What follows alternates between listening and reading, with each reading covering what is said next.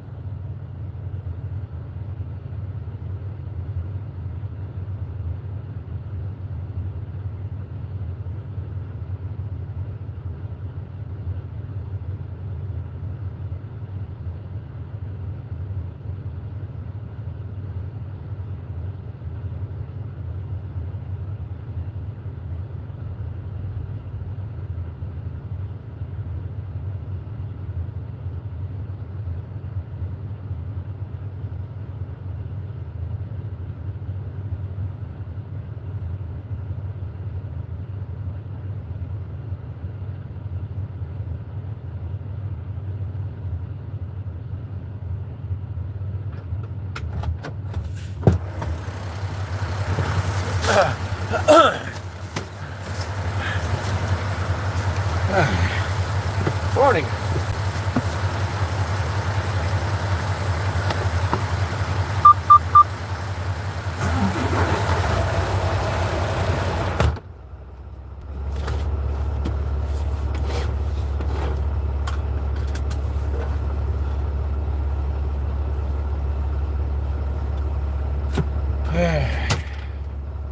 How you guys doing this morning?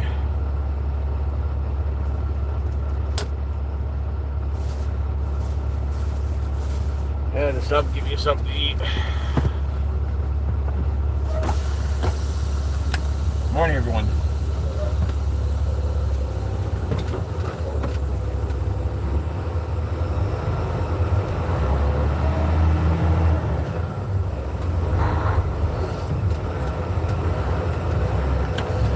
Yeah, I've been shut down for the past few days. There's a cap on my drive axle that went missing. So I got shut down for several days. I didn't want to take a chance I destroyed my drive axle. So I had to shut it down at a repair shop for several days. Now I'm finally able to finish this load. I got 275 miles left to go on this trip.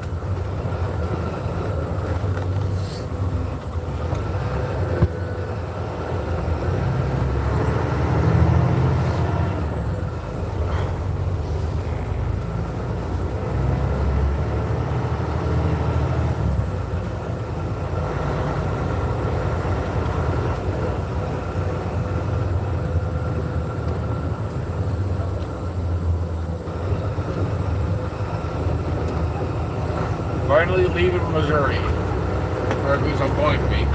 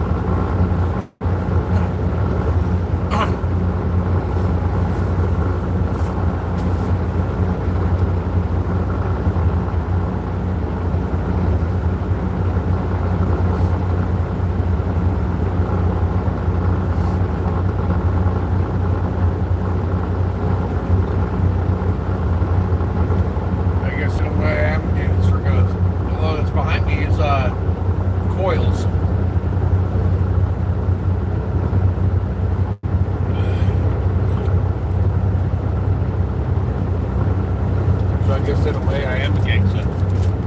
Because this is what's known as a suicide load. But, knock on wood, I've never had anything bad happen with coils. And they're known as suicide loads for a reason. All it takes is for you to stop on the brakes a little too hard, and the coils come through the cab, thus ending the life of the driver.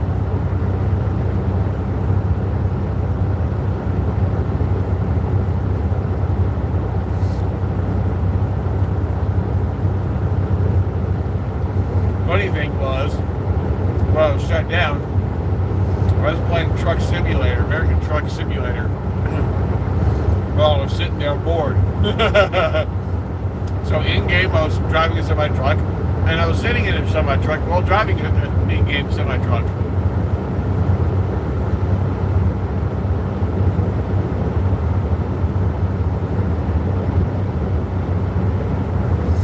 Except the truck that I came up with that I designed in that game, it's pretty badass looking.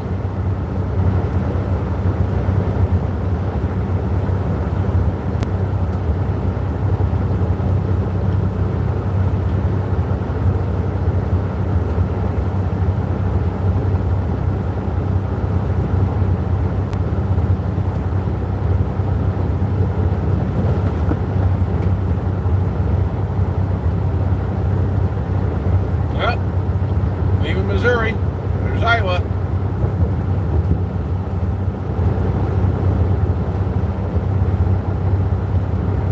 And not too far up ahead, a way station.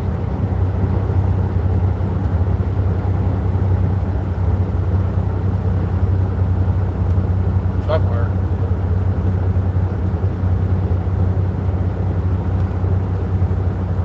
Yep, well, let's see. Is it open or not? No, 20 miles ahead. It is closed.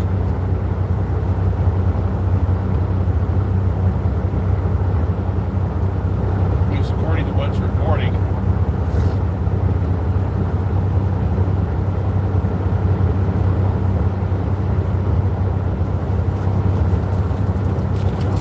Right now I'm just sitting here eating up TP&J.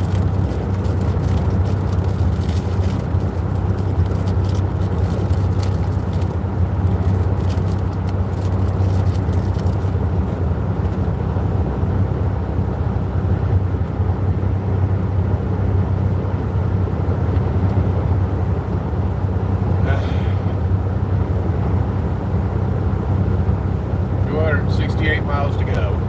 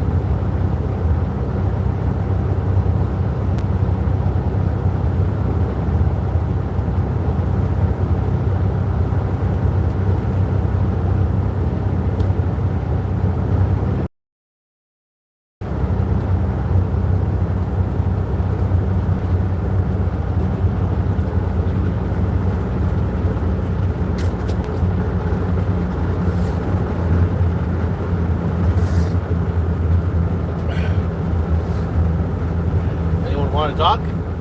I'm on the dock. Up to you.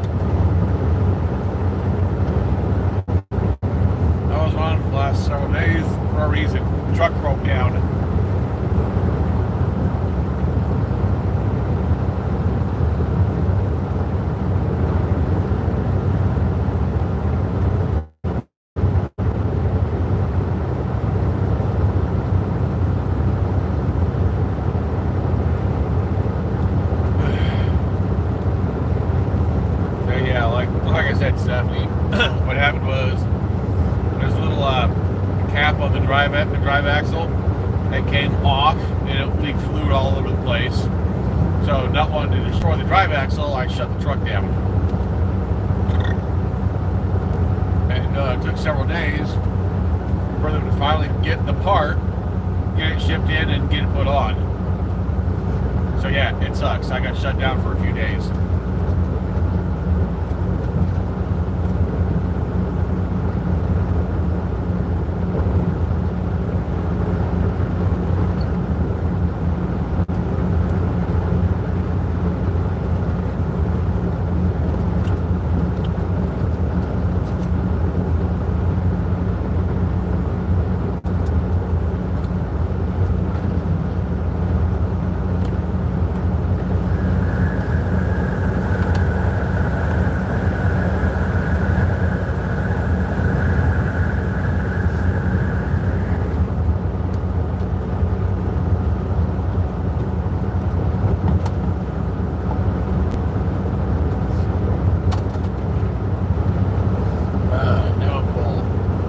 Couple of PB&J sandwiches, some apples.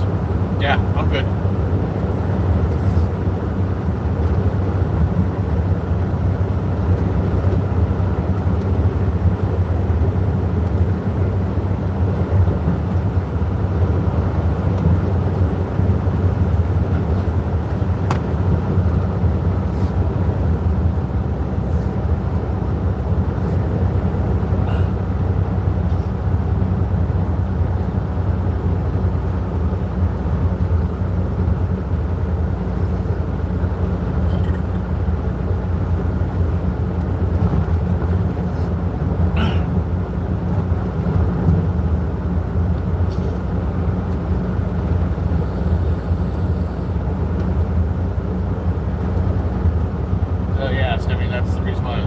I didn't go on live for a few days, like I said, because of the shutdown.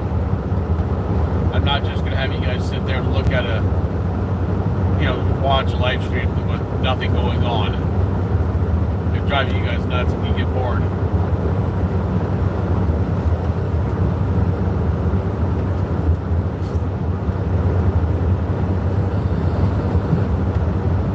I mean, I guess I could figure out some kind of setup where I have my phone faced at my computer screen and let you guys watch the games I'm watching, I guess.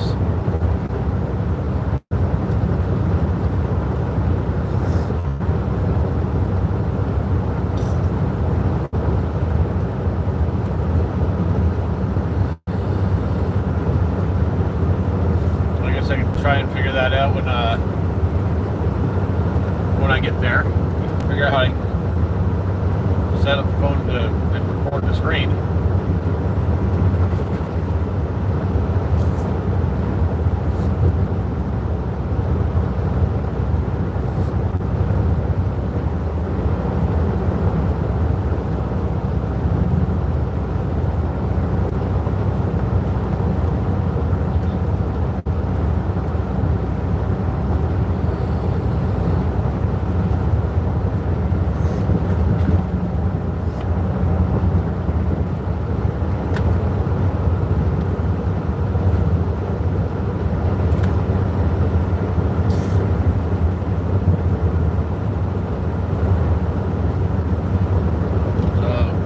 That's what I'll do.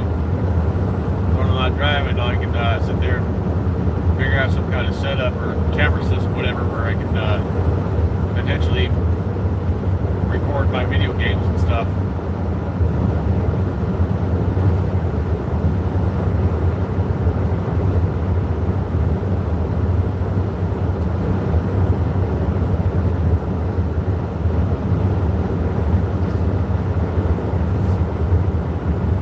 Got to get a certain headset that I can somehow connect to my PC.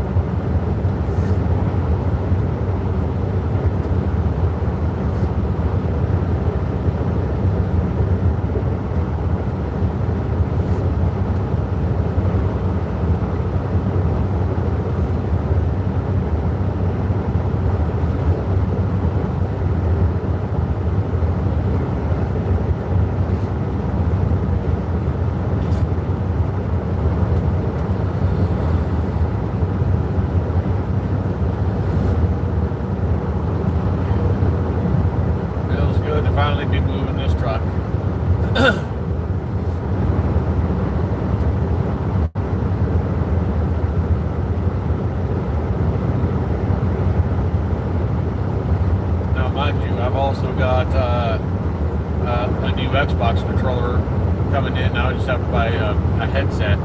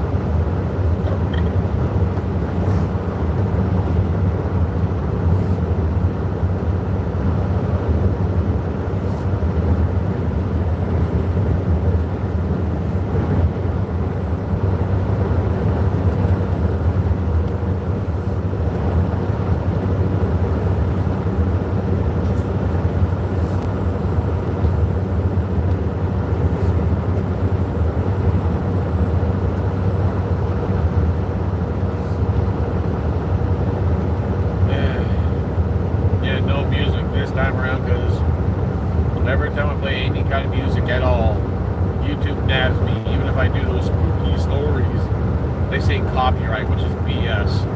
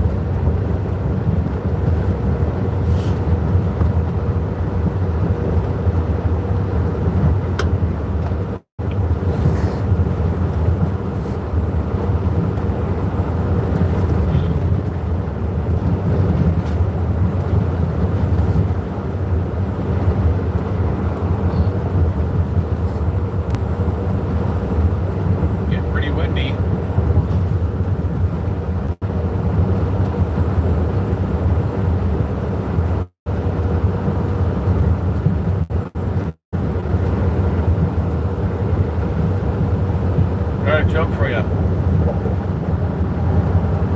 What's Beetlejuice's favorite food? Wendy.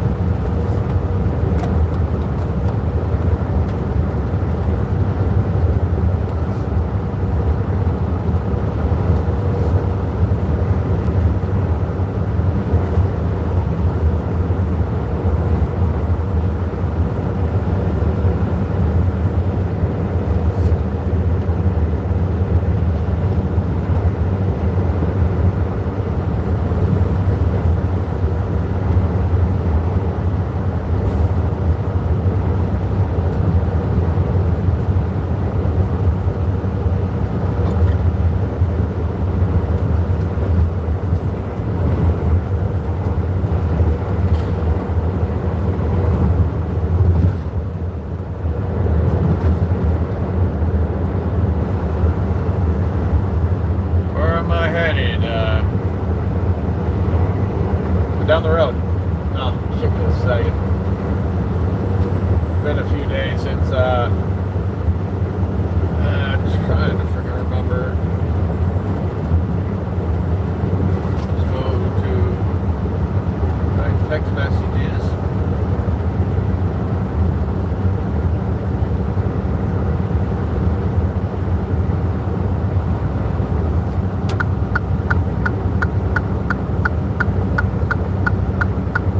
I'm going to Wisconsin.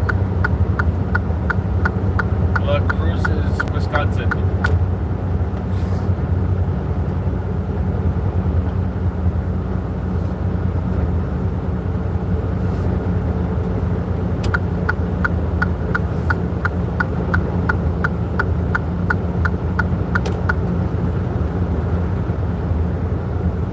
And like I said, I've got coils on my back. Well, not on my back, but on the trailer.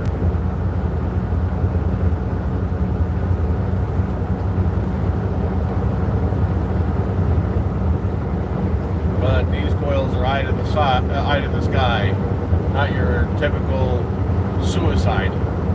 But it doesn't matter. I stomp on the brakes too hard, those things will come through the cab of the truck.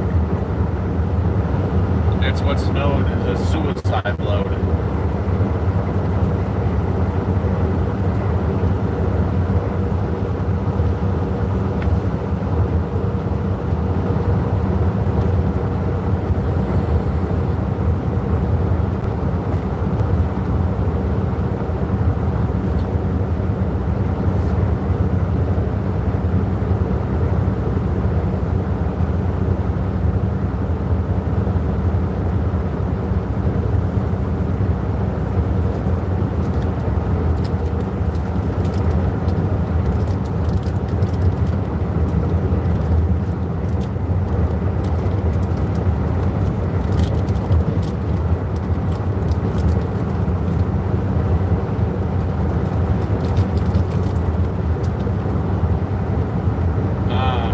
Construction up ahead. Wonderful.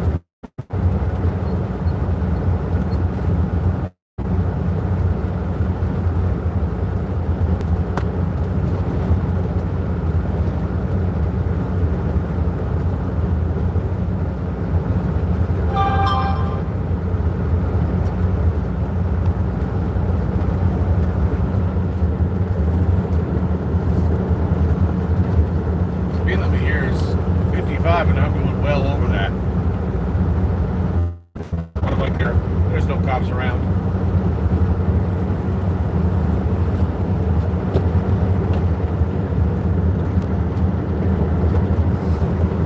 You see, us truck drivers, we got an eye for cops. We're not 100% at it, but we're generally pretty good at spotting cops.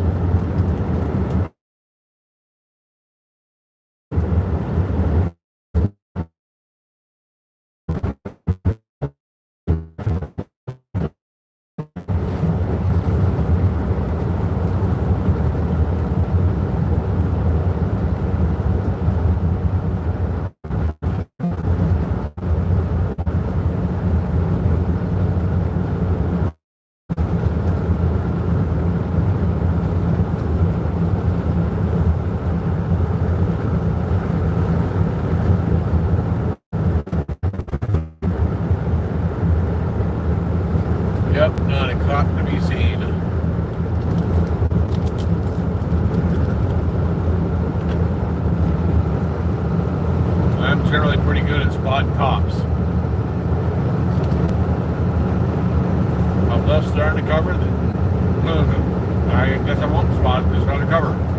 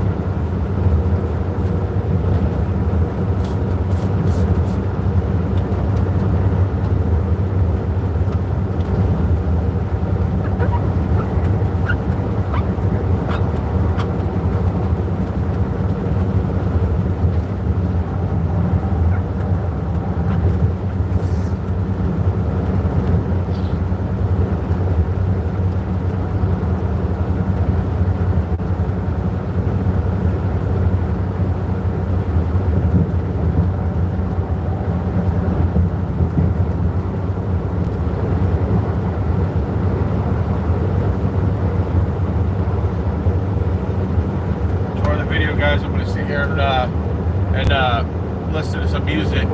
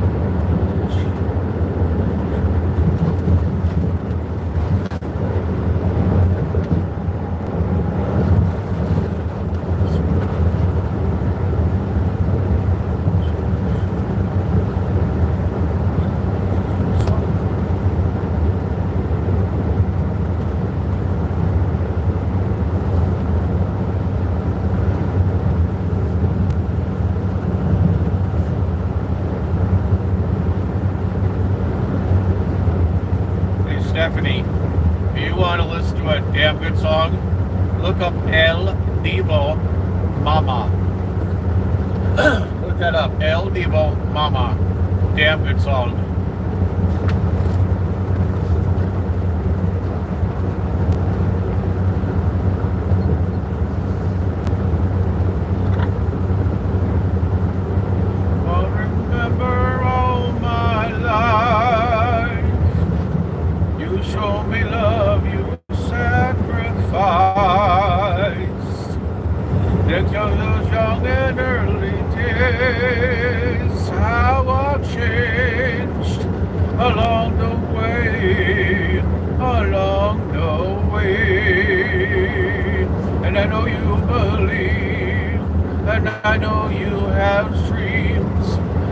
Sorry to come this time to see that I am where I am because of your truth, and I miss you. Yeah, I miss you. Mama, forgive the times you cried. ride. Forgive me for the making right. Your frozen storms that may have come, and I've been wrong. Dry your eyes, and I know you believe, and I know you have dreams, and I'm sorry this time to see that I am where I am because of your truth, and I miss you, I miss you.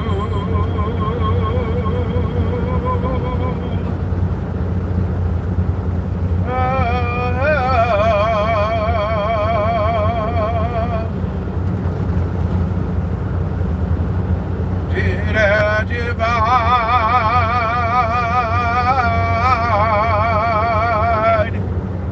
God, my love makes you. I'm screwing up the song already. I hope you're happy with my life.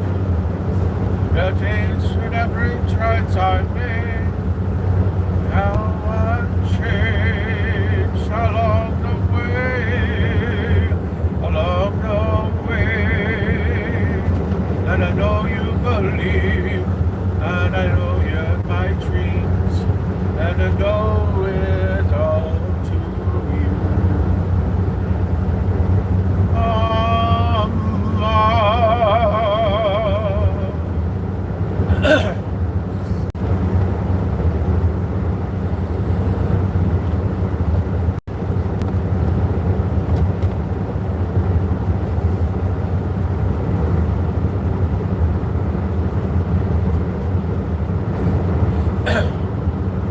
To dream the impossible dream, to fight the unbeatable fight, to bear with unbearable sorrows, and to run and the springs and outgrown, the ride, the irritable wrong, to love you're entrenched from afar, to true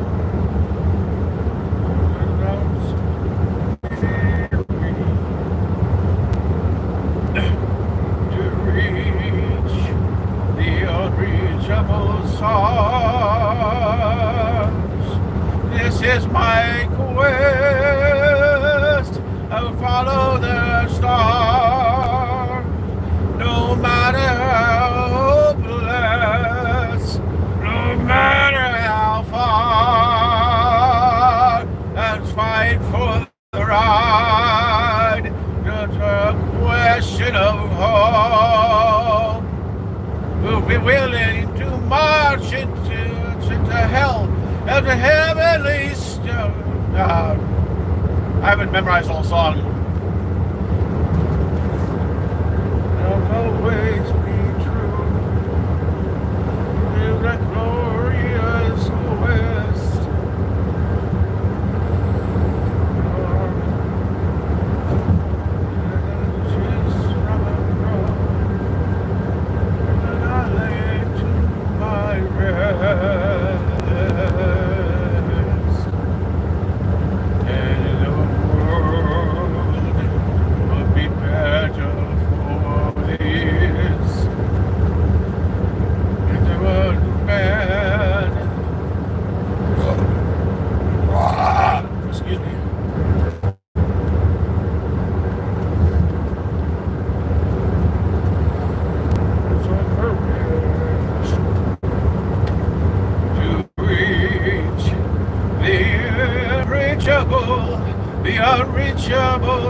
The unreachable stars.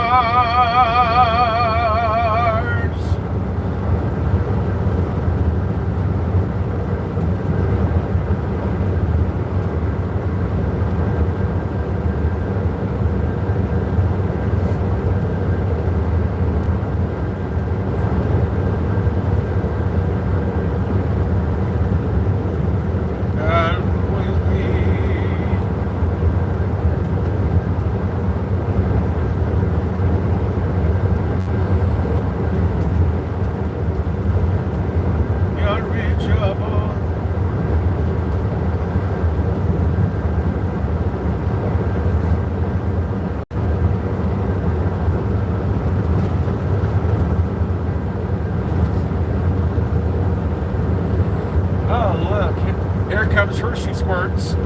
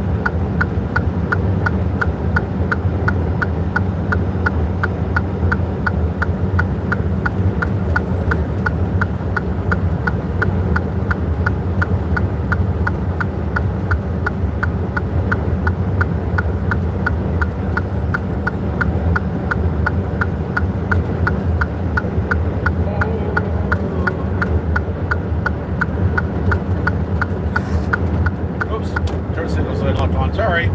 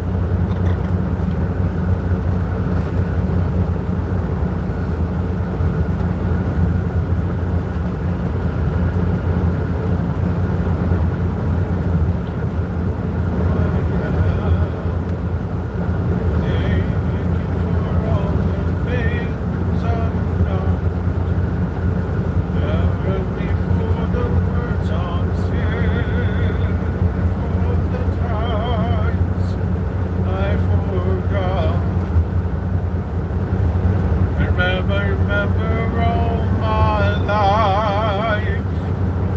You showed me love, you sacrificed. Think of young and early days, how I've changed along the way.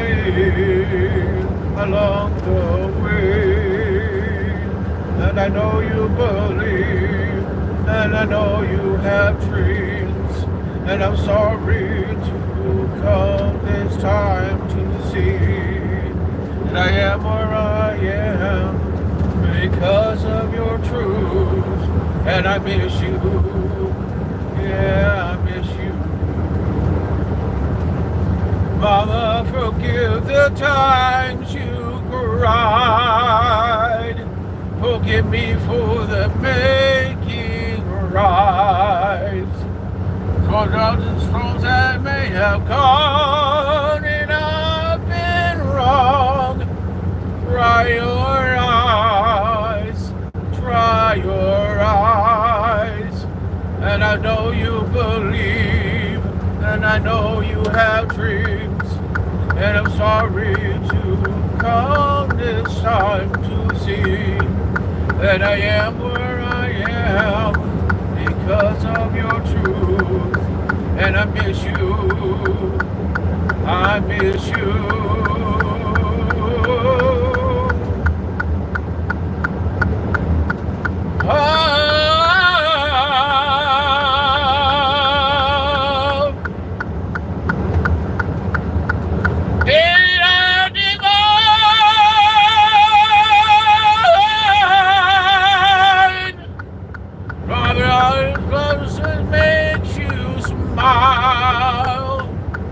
I hope you're happy with my life. You'll taste it every chance I make. How I've changed along the way, along the way.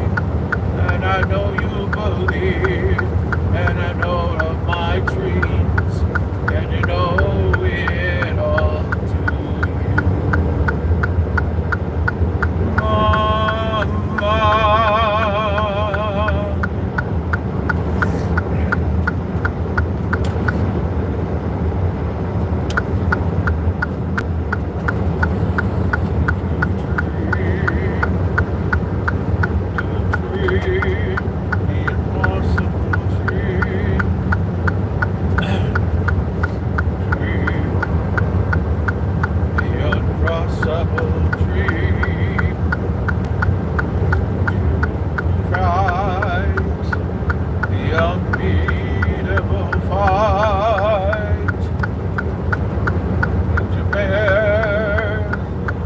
Unbearable sorrows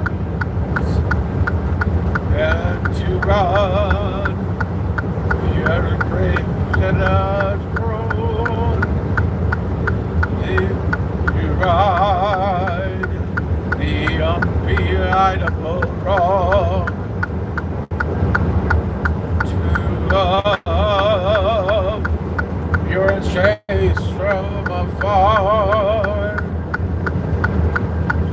Try, but I'm so weary to reach your reachable stars. This is my quest to follow the star, no matter how hopeless, no matter how far. Fight for the right without question of hope. We're willing to march into hell at the heavenly stars. And I know that I'll always be true in that glorious quest. My heart shed a peace from a heart that I did to my rest, and the world will be better for this than one man should have providence. Okay, I'm goofing it up. I remember the whole song.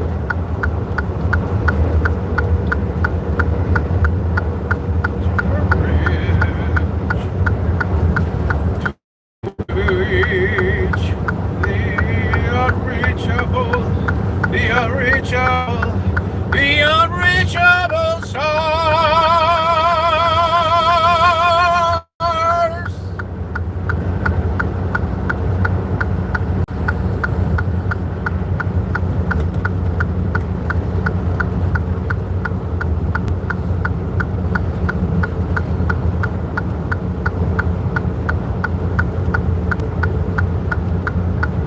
And always be to be the impossible dream. I don't remember the whole song.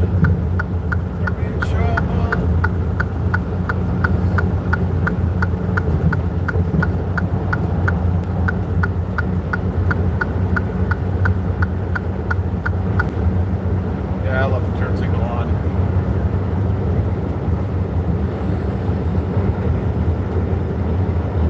Good song.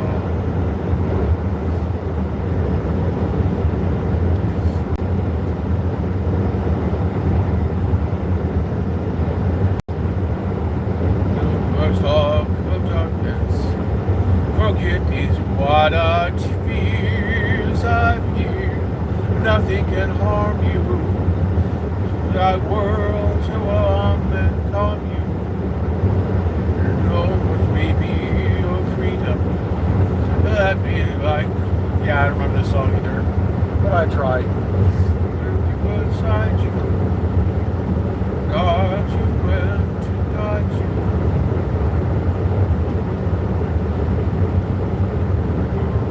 Beautiful voice.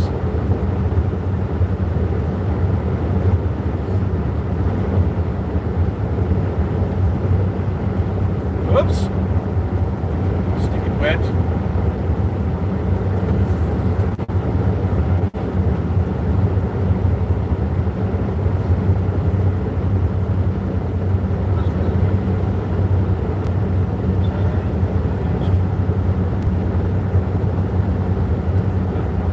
That's all I ask of you.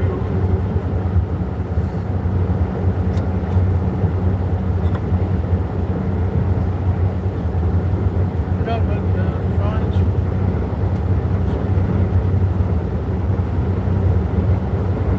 All I want is freedom. The world but no more life than you. Always beside you. Yeah, just screw this song up.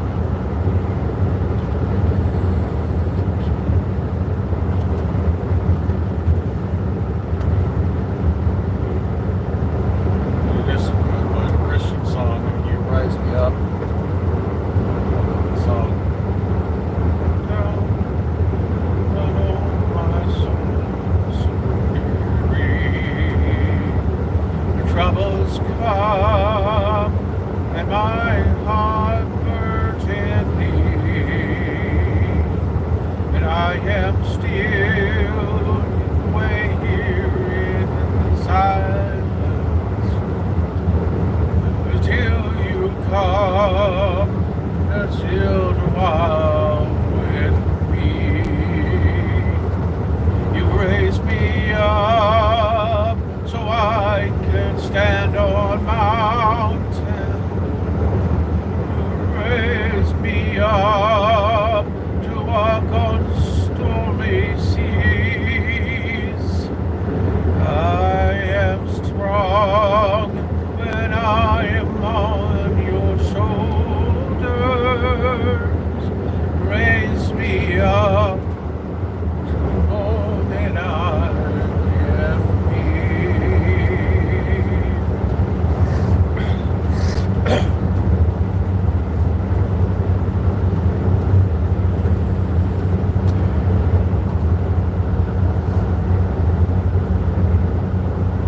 Ugly vehicle. Damn, that's ugly.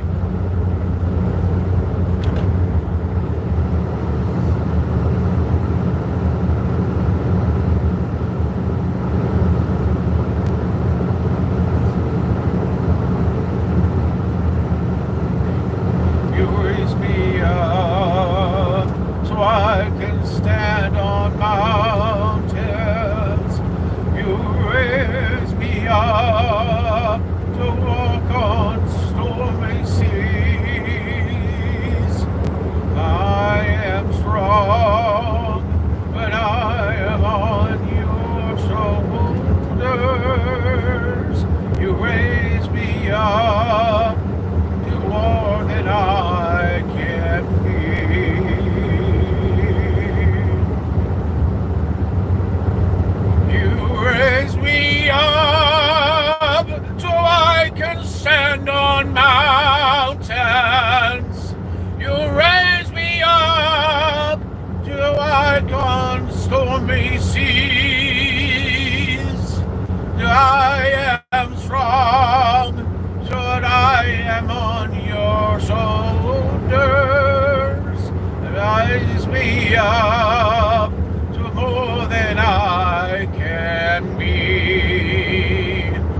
raise me up so I can stand on mountains. You raise me up just walk on stormy seas. I am strong when I am on your shoulders. You raise me up to more than I can be.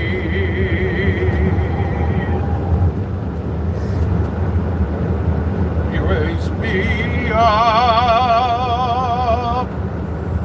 to more than I can be.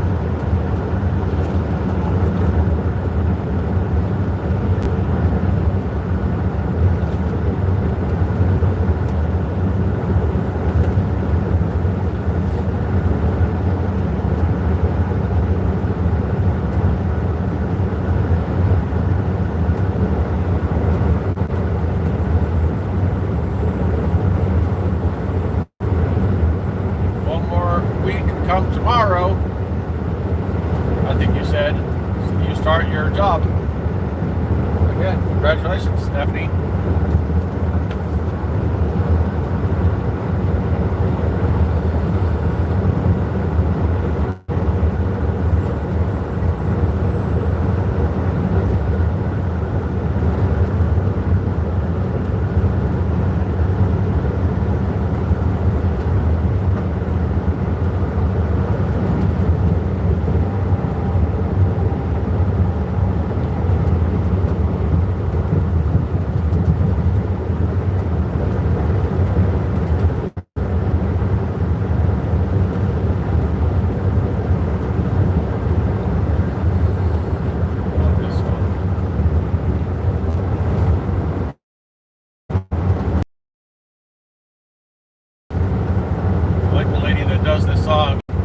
The song called The Sun Will Come Out Tomorrow. She does a really damn good job at it. And it's on Prince Has Talent.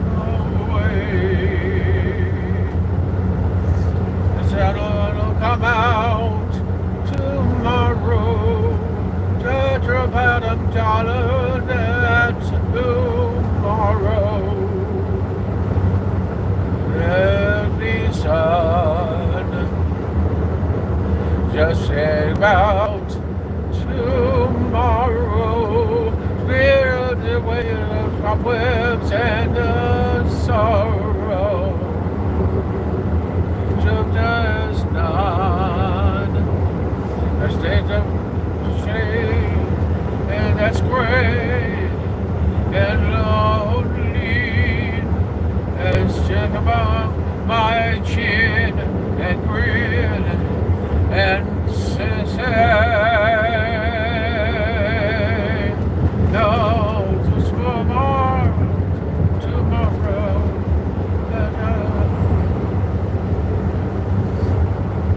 only a day.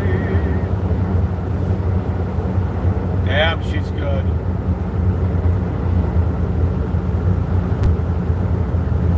Look up Britain Has Talent. Sun will come out tomorrow. Listen to her sing. Oh my hell. She's got a gorgeous voice.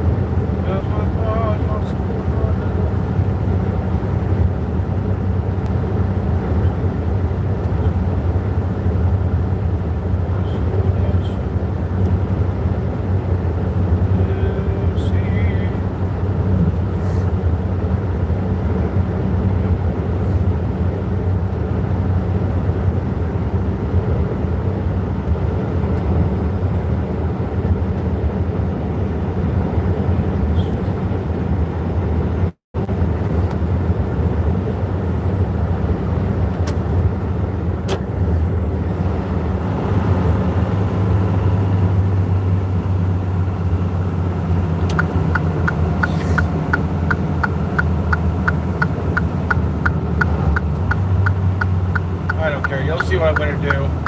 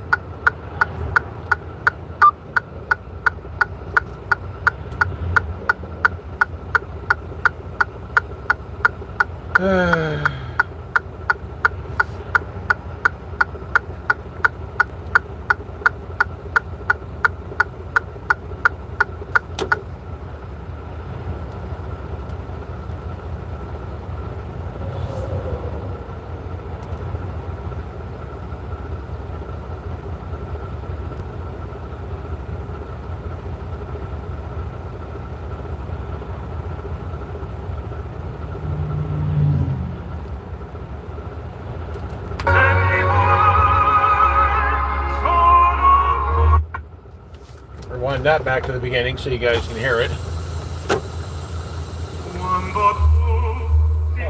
geez, the audio's off in the video. Damn it, I hate when that happens.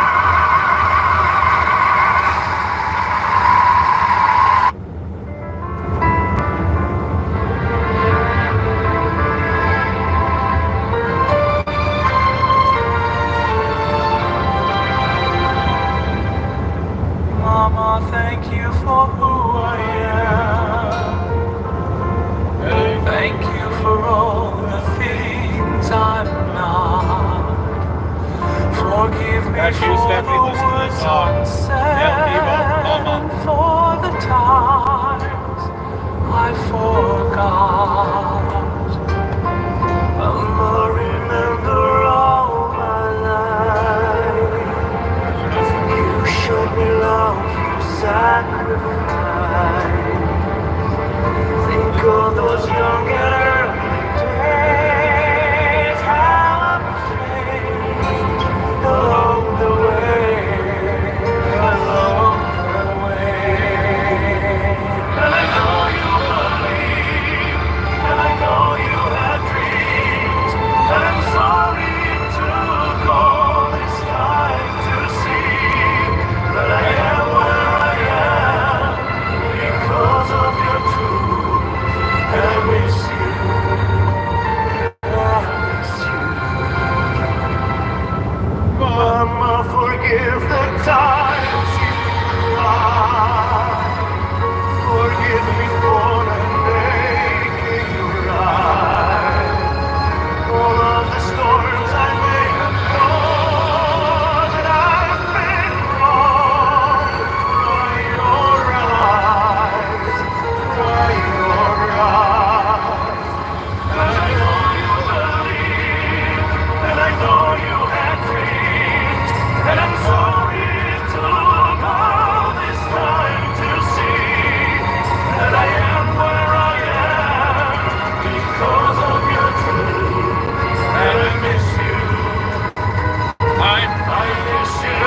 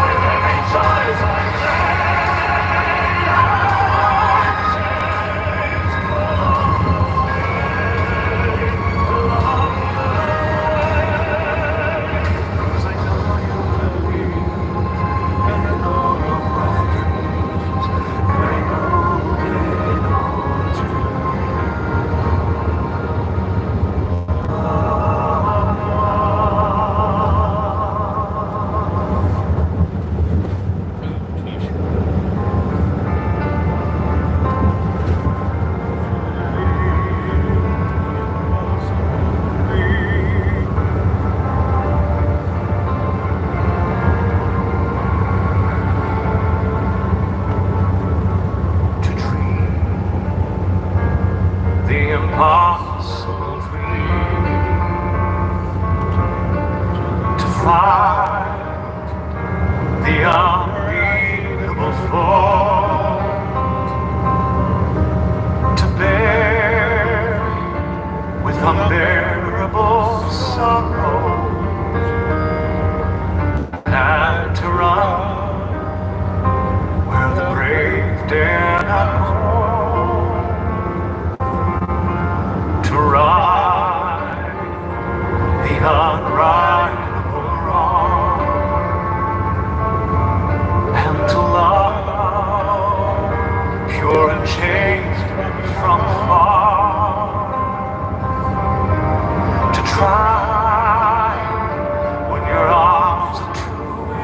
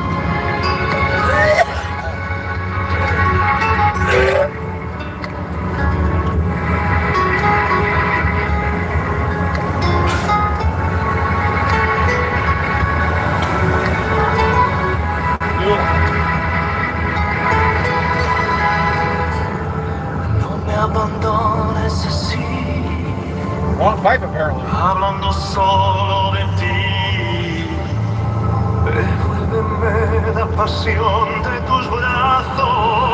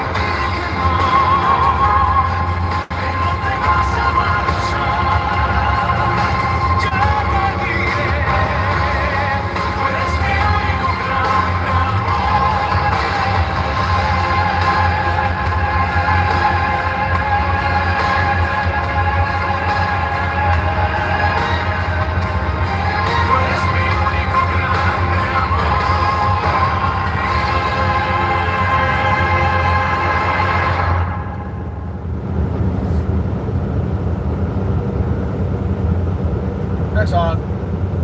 Gosh. Whatever the hell his last name is.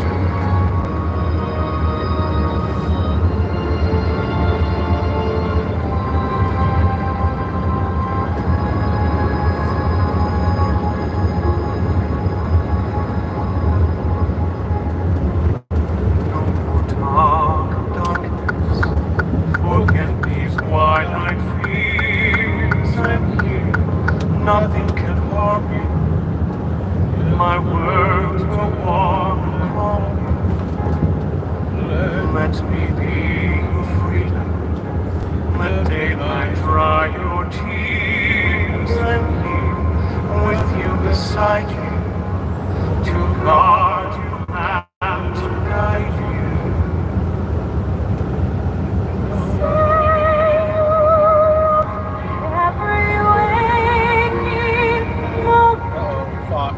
Here's my turn. Son of a bitch.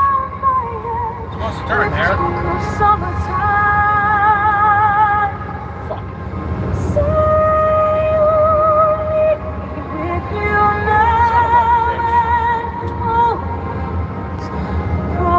See if I can get mad at trips. It's risky as fuck, but it's worth a try. That's all I ask of you. Let me be your shelter. Let me be You turn on it. That's risky. You're safe. No one will find you. Your fears are far behind you. All I want is freedom. A world with no more night, and you always beside me, to hold me and to hide me. Let's take one share, one love, one lifetime. Let me lead you from your solitude.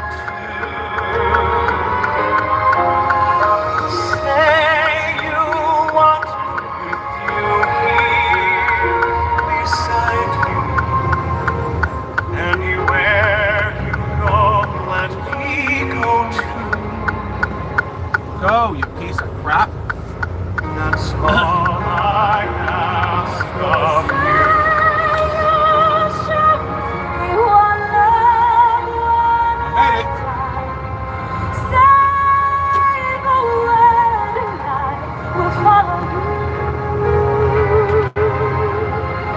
Share each day, each night, each morning. Say you love me, you know I do. Love me, that's all I ask of you.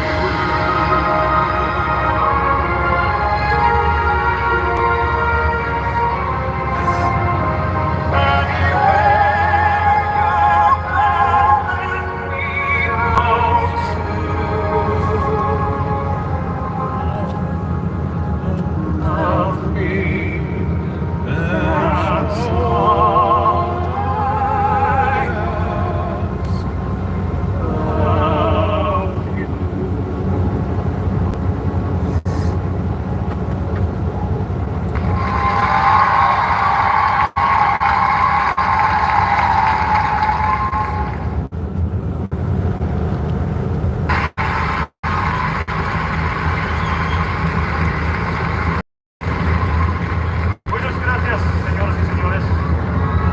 Es un placer extraordinario estar aquí para nosotros en Barcelona, para un santo invitado previo que llama Rich.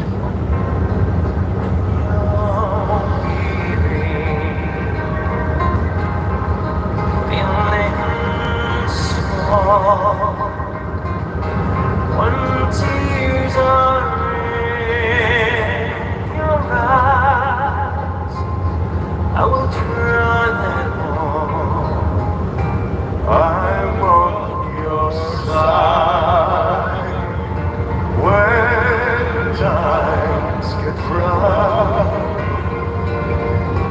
and fights just can't be fought,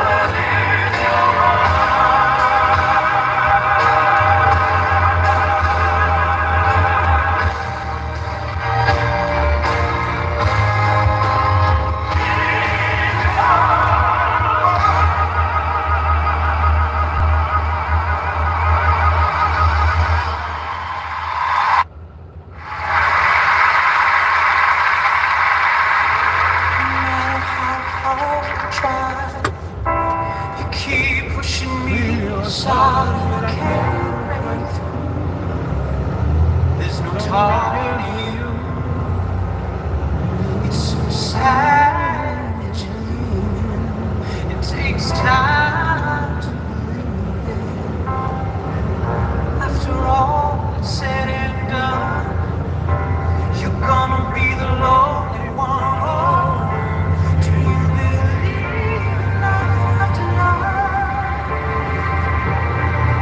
I can feel something inside me say, I really don't think it's strong enough now. Do you believe in love after love? I can feel something inside me say, I really don't think it's strong enough now. What am I supposed to do?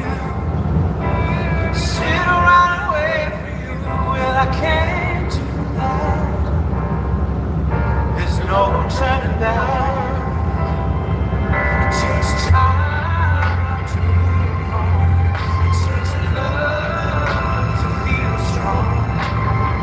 'Cause I got time to think it through. And maybe I'm too good for you. Oh, do you believe in love after love? I can feel something inside me say, I really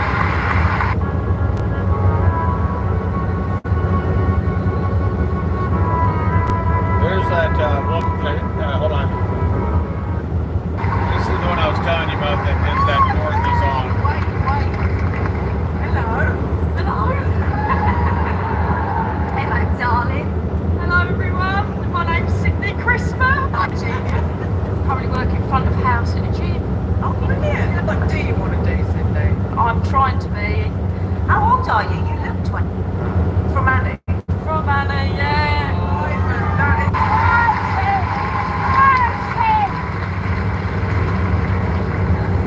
Come on, Sydney. Come on, Sydney. Let's have it.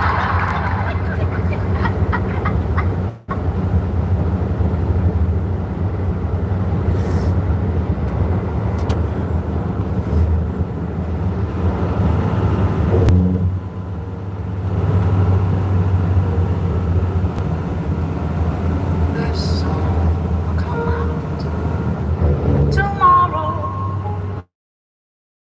$1 tomorrow. She's actually good. Real good. Just thinking about tomorrow clears away the cobwebs and Starts slow and low, but gets the good. sorrow till there is none. I'm stuck with the day. It's gray and lonely.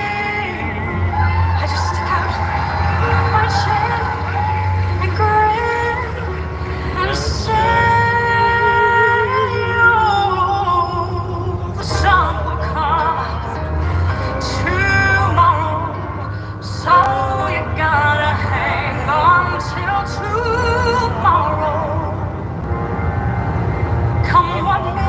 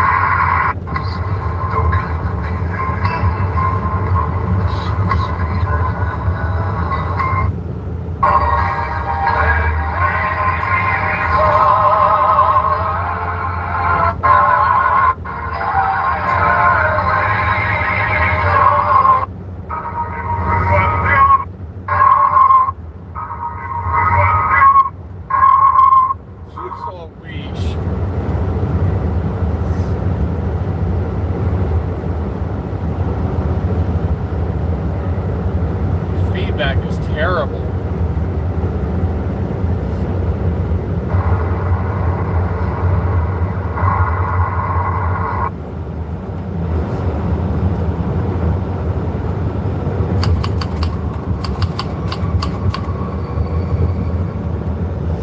It was a Tuesday night. Just as I was about to crack open a beer and pull my couch, the phone rang.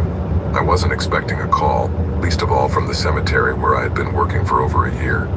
If I'm honest with you, that job wasn't my favorite, but it paid decently and it was the best I got. Plus, I didn't have a bad schedule, so well, I took it and eventually grew to like it. Anyway, on the other side was my boss with a voice that sounded rushed. Fernando had an accident on his way to the cemetery. He's in the hospital. I need you to cover his shift tonight. The only caretakers were Fernando and me, him at night, and on the off, and now I had no way. The worst part was that my boss even offered me another day off for compensation. I remember arriving at the cemetery. Everything was quiet as usual. I checked the security checkpoint, picked up the flashlight and radio, and began my shift. I walked along the path surrounded by weathered graves that looked even more somber at night. It was funny how people could be afraid of such a quiet place. I don't blame them. At first I felt afraid too, but after a while it became rather monotonous. It wasn't the first time I was on duty at night. In fact, before Fernando was hired, I covered that shift for almost 15 days, but it was never my favorite. The nights were very boring and this was no exception. After a couple of hours, the routine started to make me sleepy. Everything was so peaceful and predictable that I almost wished something would happen. But when something finally did, I realized that boredom was much better. As I was making my rounds around the perimeter, I saw something odd in a little visited area that caught my attention. It was a reddish glow in the distance. At first I thought it was some teenagers doing something crazy like setting a fire or performing a ritual. This happened more times than you could imagine, but usually just by shining the flashlight on them, they would run away. But as I got closer, I realized that this was much more serious.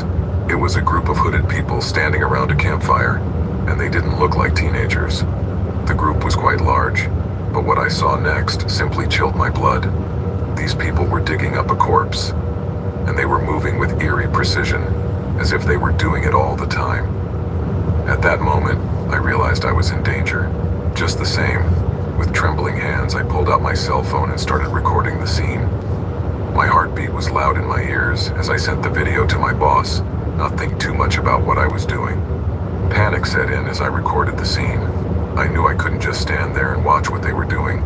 I needed to find a safe place and call the police, so I carefully ran towards the security booth.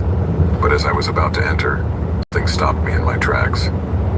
Two of those hooded guys were going through my stuff, moving calmly, but they looked confused.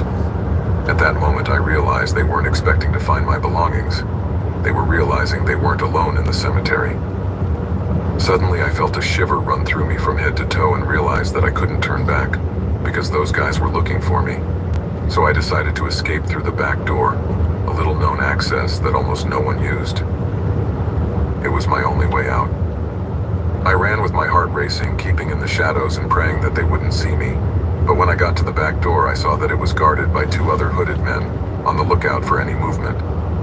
I looked everywhere for a possible escape, but there didn't seem to be many options. So I hid behind an empty sarcophagus nearby, trying to control my breathing. Adrenaline was hitting me hard and I could barely think. Suddenly, a flashlight moved in my direction, illuminating my hiding place and leaving me completely exposed. The hooded men had found me. At that moment, I didn't think, I just reacted. I simply jumped up and rammed the guy with the flashlight, hitting him in the face hard, and then ran away aimlessly in complete panic. The hooded guys were yelling something, but I didn't stop to listen. I could feel their footsteps behind me, chasing me, but desperation gave me a speed I didn't know I had. But I was far from losing them, and clearly I couldn't run forever. However, as I was running between the tombstones like crazy trying to lose these guys, I managed to see the cemetery wall in the distance. Luckily, this was the lowest of them all, but it was still quite high. Nevertheless, I knew that if I managed to reach it, I could try to jump over and escape. With that in mind, I ran with all my might to try to reach that wall and escape a beating or certain death, because I knew that if I didn't make it, it was unquestionably the end of me. When I reached the wall, I jumped as high as I could. For a moment I felt I had made it, but I only managed to grab hold of the edge. I didn't have enough momentum to climb. That's when I felt a hand grab my ankle and pull me down. I screamed and kicked with all my might to free myself, but more hands joined the struggle, and in an instant, I was on the ground, completely surrounded. I tried to strike, but there were too many of them. Then I felt several blows to my head and the rest of my body. I started screaming and kicking in desperation, but one of them covered my mouth while the rest of them dragged me through the cemetery. Before I knew it, the hooded men had taken me to the center of their ritual. The air was permeated with the smell of smoke and, worst of all, something putrid. I was too dazed and my consciousness came and went, but at one point I looked around and could make out the cult leader among the mob, his face hidden under a hood, but I could feel his gaze fixed on me. I was bound hand and foot, unable to move. I felt weak, confused, and terrified. But just when I thought it couldn't get any worse, I was led towards a pit, where there was an open sarcophagus, and at the sight of it my stomach churned. Inside was a corpse in a horrible state, the flesh hanging in strips from the bones, and the smell was really unbearable. But before I could do anything, I was pushed into the sarcophagus next to the half-rotten body, and I almost vomited instantly. I felt his cold, clammy skin against mine, which gave me the chills, and when I tried to scream, they put duct tape over my mouth. I had to bite my stomach not to vomit, as I knew that if I did, I would end up choking on my own vomit. But the stench was overwhelming. However, I knew it could be worse because, thanks to the fact that the sarcophagus had been open for a while, the concentrated smell had dissipated a bit, as well as the toxic gases released by the body as it decomposed. That was the only thing that saved me from vomiting and suffocating that night. At that moment, I thought I was finished. I tried to escape, but in vain. Without giving me a chance, these guys closed the sarcophagus, and I could hear how they started pouring dirt over it. The darkness enveloped me completely, and all I could do was try to scream and cry in despair and panic, while they buried me alive next to a corpse. Time passed, and the space became smaller and smaller, understanding that soon I would run out of air and die there. I don't know how much time passed, but the silence was absolute. Only my gasping breaths and the sobs I could not contain could be heard. The only thing I could think of was my family and how worried they would be to know that I disappeared. And the worst thing is they would surely never find me. Could guess that I had been buried alive in the same cemetery where I worked. Just imagining my mother's anguish, looking for me everywhere without knowing if I was dead or alive, broke my heart. It was worse than knowing that I was about to die in a horrible way. The air in the sarcophagus was thick and impregnated with the stench of the corpse next to me. Despair consumed me, and each passing second brought me closer to madness. Suddenly, the sound of the earth falling stopped, and the voices outside died away completely, leaving an overwhelming silence. I banged my head on the lid, screaming for help, even though I knew no one would hear me, least of all with my screams muffled by the duct tape over my mouth. At that moment, desperation took me to the limit, and I began to shake myself, hitting the lid with all my head, until I simply couldn't take it anymore and collapsed exhausted and crying out in helpless screams, in complete darkness, and beginning to feel dizzy from lack of oxygen. But just as I was beginning to resign myself and accept my cruel fate, I began to hear noises again. I could hear voices, although I didn't understand what they were saying.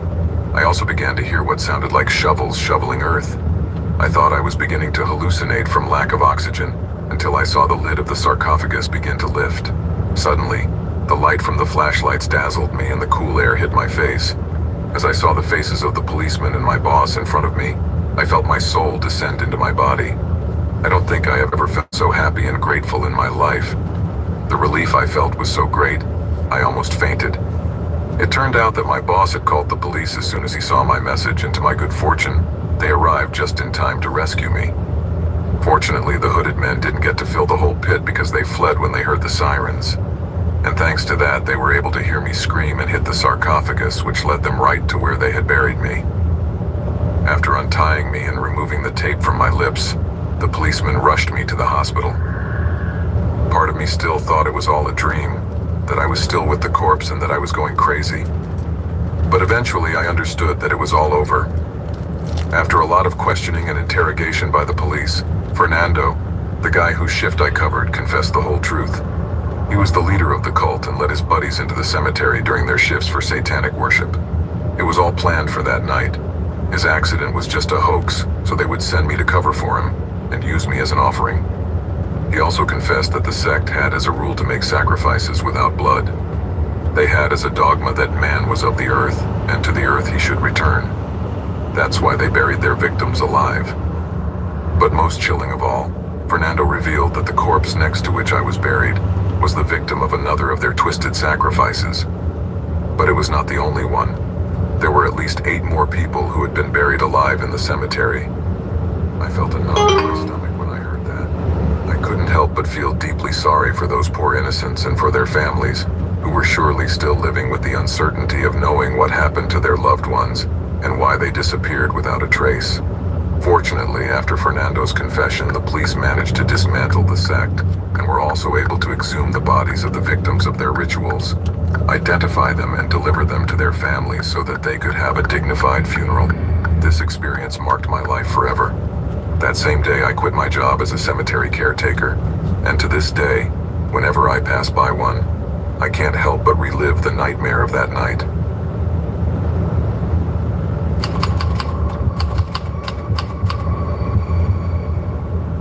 It is a fact that not everyone has the same luck when it comes to getting a job. That is, the job market is super wide and full of opportunities for young people who are in college and looking to succeed. But for me, at 50-something, the story is different.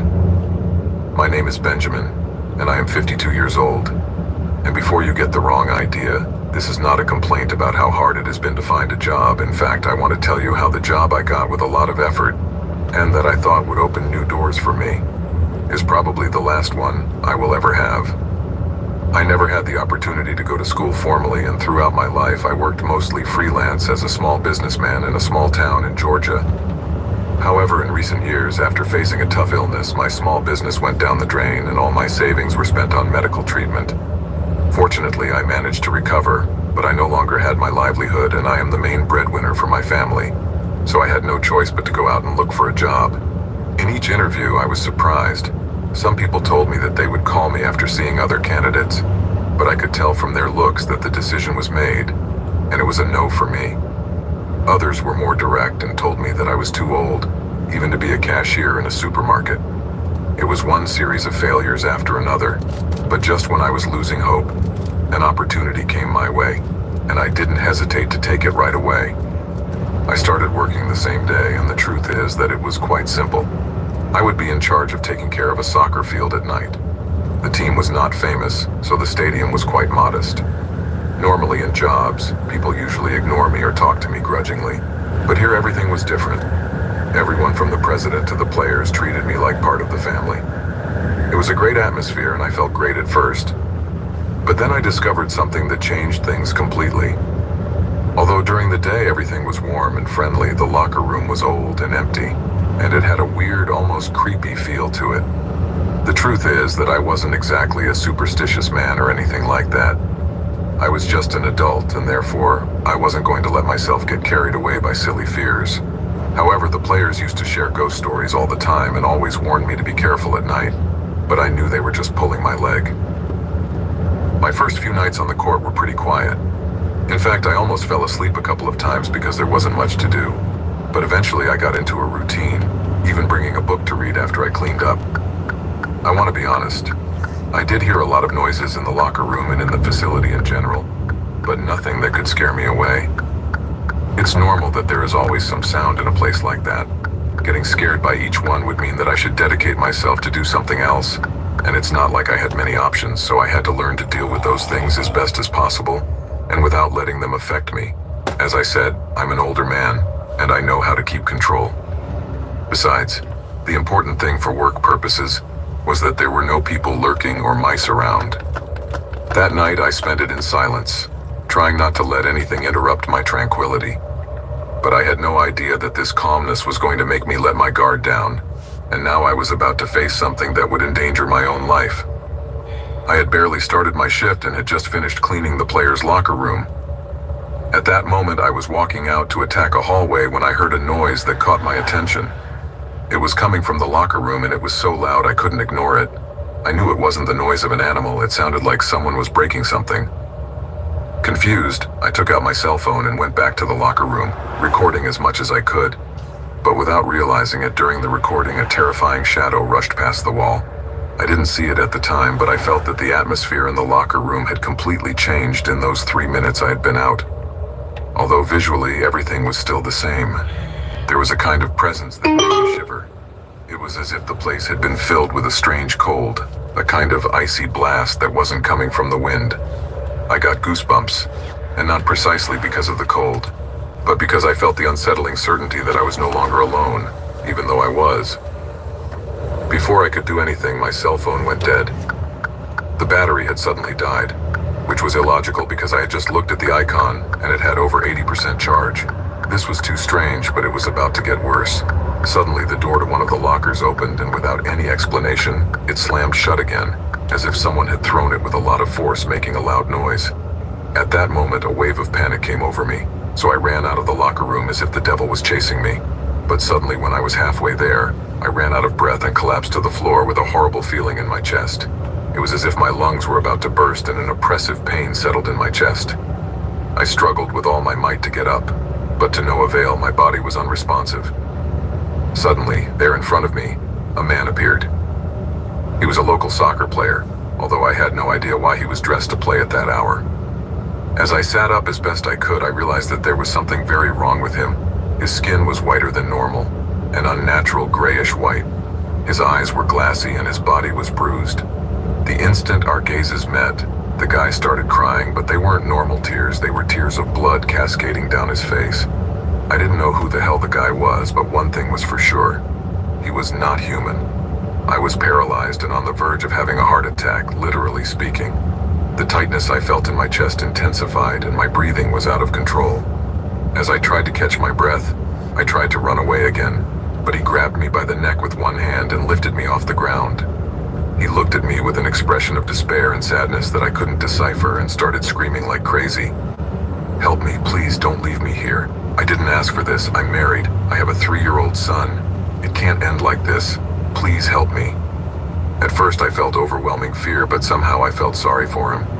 It was a mix between terror and pity that I can't describe. Between his sobs, he made it clear to me that he was really scared. "Listen, man, I have a family too. I don't know who you are, but please don't hurt me."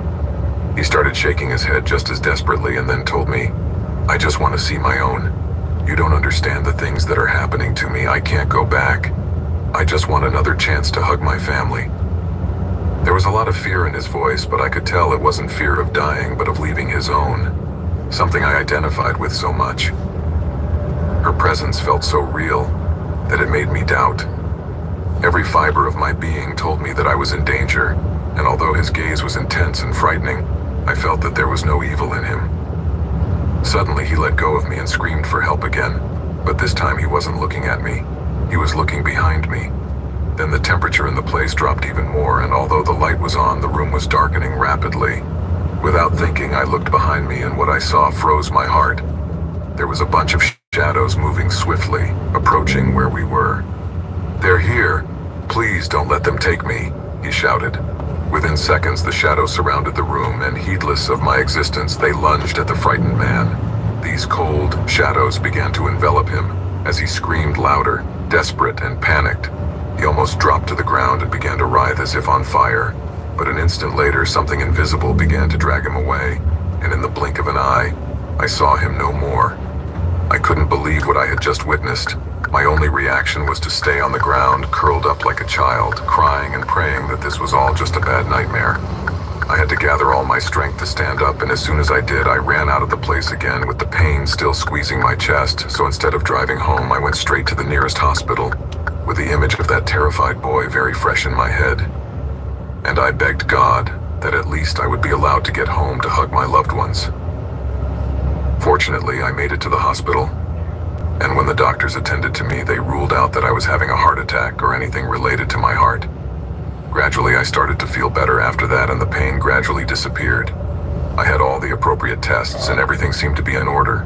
Then the doctor told me that what I had experienced was probably a panic attack, and asked me if I had been through any high-stress situations recently, if he only knew. I didn't tell him anything about what I had just experienced, just that I had had a lot of work, so he sent me some muscle relaxants and suggested I get some rest. Then I went home. When I arrived, my family was surprised that I was there so soon, but I couldn't articulate a word. I just hugged them tightly and started crying. I didn't even respond when they asked me what was wrong. They just let me be in their arms, and that was all I needed at that moment. The next day, I decided to quit. And when I told the club president everything I had been through, at first he thought it was a practical joke, something the players would have organized. But when I told him about the man, his expression changed. It turns out that this guy had been a player at the club since its inception, though few remembered him. Apparently, he was going through a severe depression and had made the decision to take his own life, leaving his wife alone with their then 3-year-old little boy. The president, after listening to my story, confessed to me that the night before, a man had called his office asking for help and seemed very desperate, but when he went out to look, there was no one there. He accepted my resignation without question and told me that he hoped that the man was now in a better place and had found peace. With some bitterness, I was left thinking that by the look of those shadows that took him away, I did not believe that the peace I was looking for was possible. I could never forget that man. I still think of him almost every day, and whenever I can, I say a prayer for his soul, that he may truly transcend and find peace.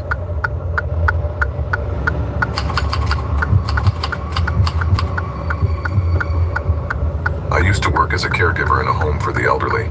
Caring for these people can be a seesaw between hectic and sad, especially seeing them in their last moments, wondering about their relatives who hardly ever visit them. Something that made my heart ache. My boss always told me not to get too attached to the patients because in the end that could hurt a lot when it was their time to leave, and that was inevitable, but the truth is I have always been quite empathetic. Once a new patient named Alba arrived. She was 75 years old and suffered from dementia. In the nursing home, the more complicated patients have caregivers assigned to them, and that's where Oliver came in.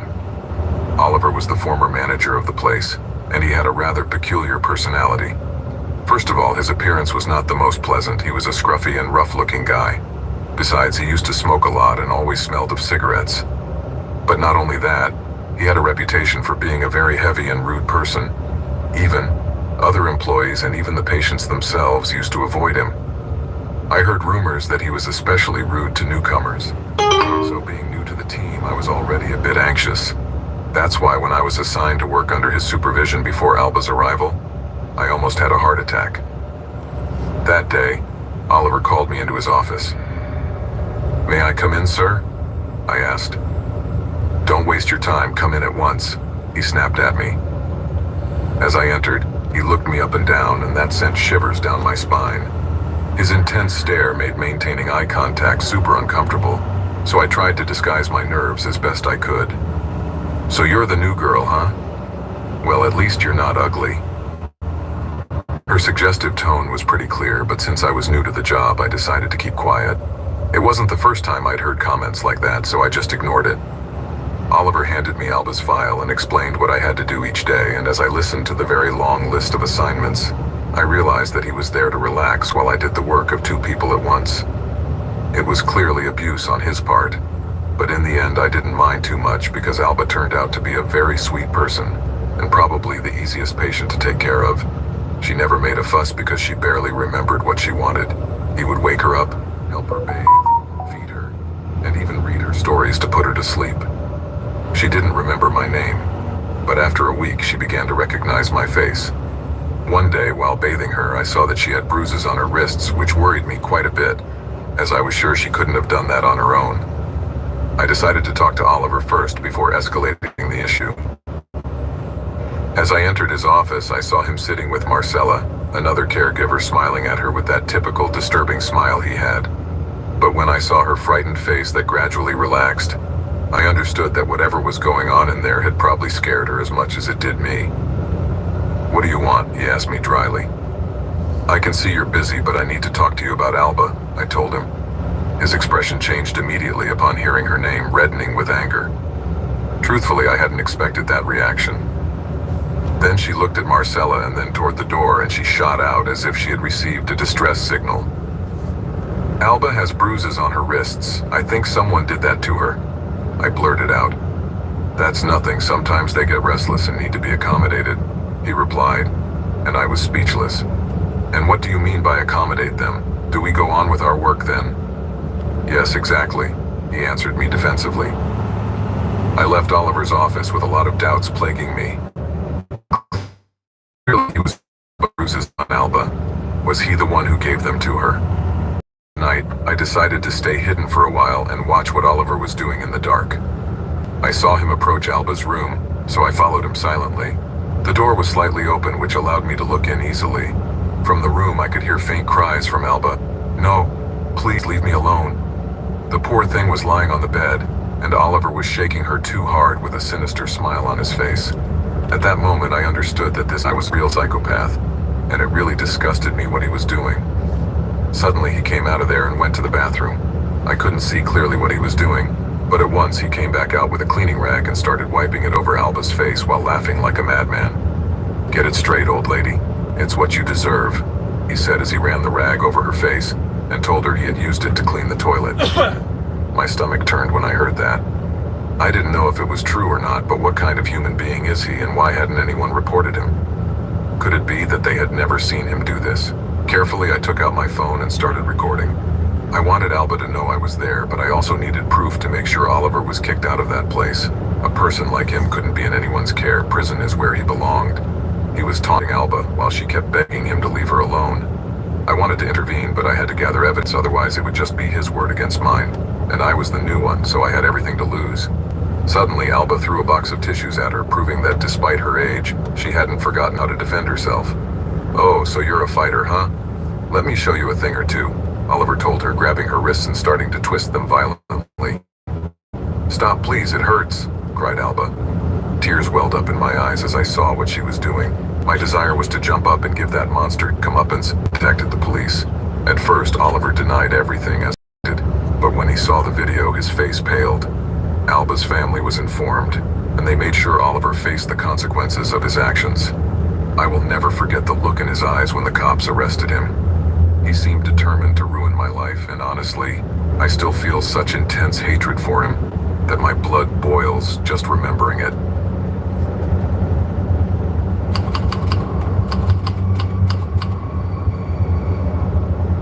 My name is Kevin, I'm 21 years old, and this happened to me when I worked in customer service at a call center. My job was basically to make sure all the customers had internet, because they called us all the time when there was an outage. To be honest, about 5 months ago, I didn't care about days off or overtime. I knew that the complaints came during the day, so working at night meant less stress. Plus, a lot of the calls were from bored teenagers or people who had had a few beers and didn't even know how to turn on the internet. On that note, working at night was much less stressful than during the day, but the downside was that I had to leave a little late, and that was a bummer. However, I adapted quickly. Everything was going great. I was having fun at work, until one day, everything went wrong. We usually leave at 11 p.m., and being Friday, I was counting the minutes to leave. But just before I was about to leave, the computer phone rang. On the other end was an older man, and, according to our rules, we can't hang up until solve his problem, so I was stuck. That call dragged on for over half an hour, and frustration was all over me. By the time I managed to resolve the issue and shut down the system, the lights were out and all my colleagues had left. So I was the last man standing that day. I left the office feeling a little happy that I was finally leaving, but suddenly I was confronted with a funny smell. It was like a burning smell, but there was no smoke to be seen. Normally I would have started to investigate where it was coming from, but at that instant I knew something was not right, because in addition to the smell, there was a kind of strange pressure in the air, and I started to feel a little dizzy, as if I was getting sick. The truth is that I just wanted to get out of there fast, so I walked down the hallway towards the elevator that would take me to the parking lot, but something caught my attention. Halfway down, I saw that the elevator was open and the lights were on. I thought maybe someone had called it and taken off down the stairs, but that idea faded fast. As I got closer, my skin began to bristle and an empty feeling settled in my stomach. Inside the elevator, there was a strange silhouette staring at me. It was clearly a man, and although he was trying to hide, he wasn't quite succeeding. He was completely naked, and I could tell he had some kind of mental problem. My instinct told me best to get out of there, so I decided to divert my path and head for the warehouse office. I wasn't sure if there was anyone left there, but sometimes the workers stayed a few minutes longer and I needed company to go to the parking lot. As I walked, a bright light caught my attention, and the strong smell that had been making me dizzy intensified. Despite the fear I felt for that guy in the elevator, I couldn't help but think that the atmosphere was becoming more and more suffocating. It was as if I was trapped in some sort of nightmare that was getting more intense with every second. Somehow, my instinct was screaming at me that I had to get away from that light, but I didn't know where to go.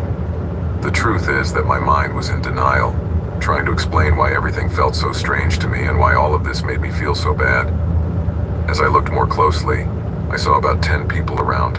I recognized 3 of the warehouse employees who were dressed very extravagantly, laughing and dancing in front of a decapitated chicken lying on the floor. 2 guys were completely naked, full of paints on their bodies, and they were looking at each other, touching their faces and copying each other's movements as if they were 2 sides of the same coin. At that moment, a deep fear came over me and I felt my blood run cold. I'm not the type to believe in supernatural things, but it was something that gave me a bad feeling. I knew that those warehouse employees were not exactly friendly people.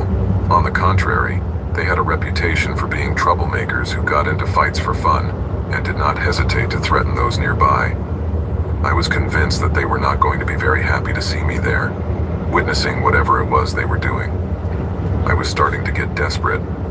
I wanted to run away and act like I hadn't seen anything, but my body was so tense that as I took a crooked step, I hit a shelf. Damn it, I muttered. Adrenaline made me desperate, and without another thought, I ran toward the elevator, seeking the safety of the lights and the sound of the music in that small space. This seemed to be the only place that wasn't crazy on this night. Once I got in, I quickly pressed the parking button, but then I noticed that the doors wouldn't close. A hand was stopping them, and suddenly a face appeared peering through the crack. It was the same weird guy as before, a scruffy middle-aged man with a macabre smile. He stared at me, and before I could do anything, he started spitting at me while laughing loudly. This action took me completely by surprise. I was both terrified and disgusted, and my only reaction was to drop to the ground like a stepping stone and scream like there was no tomorrow. I felt all my joints ache, and my eyes burned from closing them so tightly. At that moment, I was at the mercy of whatever was going to happen to me, but suddenly that laughter was suddenly cut off, and then transformed into uncontrollable screams, while the madman started kicking the side of the elevator, unleashing all his rage. At that moment, in a burst of bravery, or perhaps a product of panic, I managed to reach the button that closed the doors, and this time it worked. As they closed and the man walked away, now looking bored, it was at that moment that I saw eyes in the distance watching me. I couldn't tell if it was a stranger or one of the warehouse staff, but in the light of the elevator, they were definitely watching me. If it was one of the employees, I'm sure they would have recognized me. A lot of questions flooded my mind as I ran to my car and bolted out of that place. From that day on, everything changed in my work routine. I started noticing the warehouse guys always looking through the big window that overlooked our office. I could swear they paid more attention to me than to the rest of my coworkers, and that feeling that sooner or later they would do something to me had me in total paranoia. A few days later, I decided I had had enough. I decided to quit my job. But not only that, I also packed my bags to move to another city and never come back. A few months went by and everything was going great in the coastal city where I went. I had found a new job in a warehouse, and although I wasn't earning as well as my old job, it was a good start. But one day, when I returned home, I found a message on my door that chilled my blood. "It doesn't matter where you go, we're watching you." I was completely terrified, and that same day, I decided to go to the police, take the note, and tell them everything I had experienced that night, no matter how crazy it was. However, not having any proof, there was very little they could do. There was also no one I could report it directly to, so the only thing I could think of to do was to pack again. But this time, I decided to put a lot more ground to rest.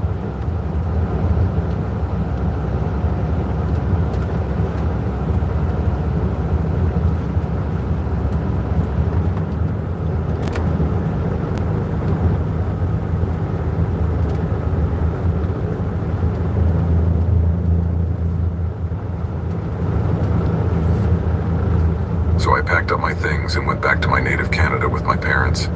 And here I have been ever since. I don't know if these guys were really dangerous or not, but I wasn't going to stick around to find out. I never got another message, so I guess I'm off their radar. Don't ask me what all the craziness was about that night, because I don't have an answer for that myself.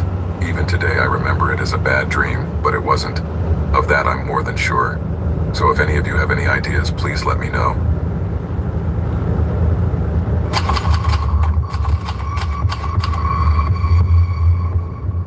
When I was offered that job, I thought it would be a piece of cake.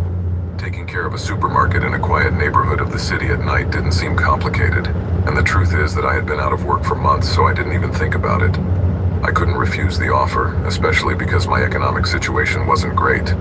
And although the salary wasn't much, it was better than nothing. The owner of the supermarket, let's say he wasn't the nicest guy, but he still treated me decently. And that was enough for me. He commented that it was hard to get people for that shift, so I guess that's why he hired me. Although, let's be honest, the reason behind it was a bit weird. I mean, the fact that they had to guard a supermarket at those hours.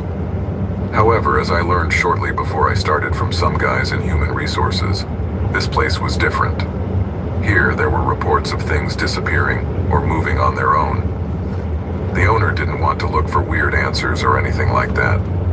He was convinced it was all a human hand, and truth be told, I don't blame him. I thought so too, until this experience changed my mind. My job was simply to walk around the place, make sure no thieves or vandals came in, and make rounds every hour. It was that easy, or so I thought. The first night started out smoothly. I arrived around 10, just as the last employee was leaving. So the owner handed me the keys and showed me around the place quickly. It wasn't very big, about 5 rows of shelves, a housewares section, and the checkout. Everything looked in order, so I turned on my flashlight and began my first tour, checking every nook and cranny to be sure everything was in its place. I finished and started going around and around again. Apparently, whoever was causing trouble stopped every time he saw a guard, so I thought that night would be quiet. But then, out of nowhere, I started to hear laughter. It wasn't normal laughter.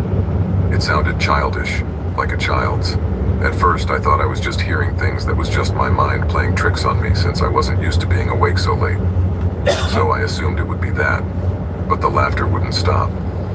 At first, it was soft, but over time it got louder and more persistent, coming from the toy section, an area I had already checked a couple of times.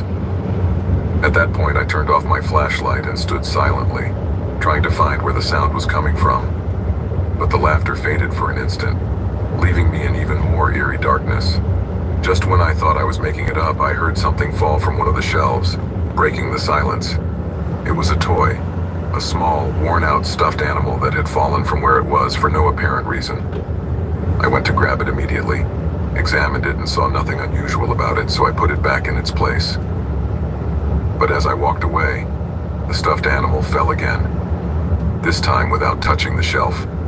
And again, I heard that laugh, this time so close that it felt like someone was right behind me. I quickly turned on the flashlight and spun around, expecting to see someone there, but there was only an empty hallway. My head was trying to find a logical reason for what had just happened, but nothing made sense. I went down to pick up the stuffed animal, but this time I felt something weird on my back, as if someone or something was watching me. Hoping I was wrong, I tried to ignore the feeling and put the stuffed animal back in its place. I couldn't let fear get the better of me. I must have been impressed by all those stories I had heard, and if I let myself get carried away, that night would turn into a real disaster. As I wandered the halls, the sounds intensified. That soft laughter turned into a burst of laughter, echoing off the walls and shelves, as if the supermarket itself was mocking me. The toys began to move as if someone was shaking them and then stopped. But from one moment to the next, these toys seemed to take on a life of their own. At first they were small things like a cart that fell over and started rolling across the floor slowly, and a ball that bounced once before stopping. But then I began to notice that the dolls were turning their heads toward me one by one, staring at me. At that moment, the laughter became unbearable. A chorus of children's voices began to fill the air, making it heavy and suffocating. I tried to calm myself, repeating to myself that there was nothing to worry about, but every time I did, something else strange happened. A shelf would shake, a stuffed animal would fall to the floor, and electronic toys would start to flicker on their own. It was as if the supermarket was coming to life, taunting me. What kind of madness is this? I muttered as my head spun around looking for answers. I couldn't ignore it anymore, so I decided to leave the toy section and head for the front door. I needed air to get out of there even for a moment. But as I reached the entrance, the door that should have been locked was open. Suddenly I saw a finger peeking out from behind it and a monstrous face staring back at me.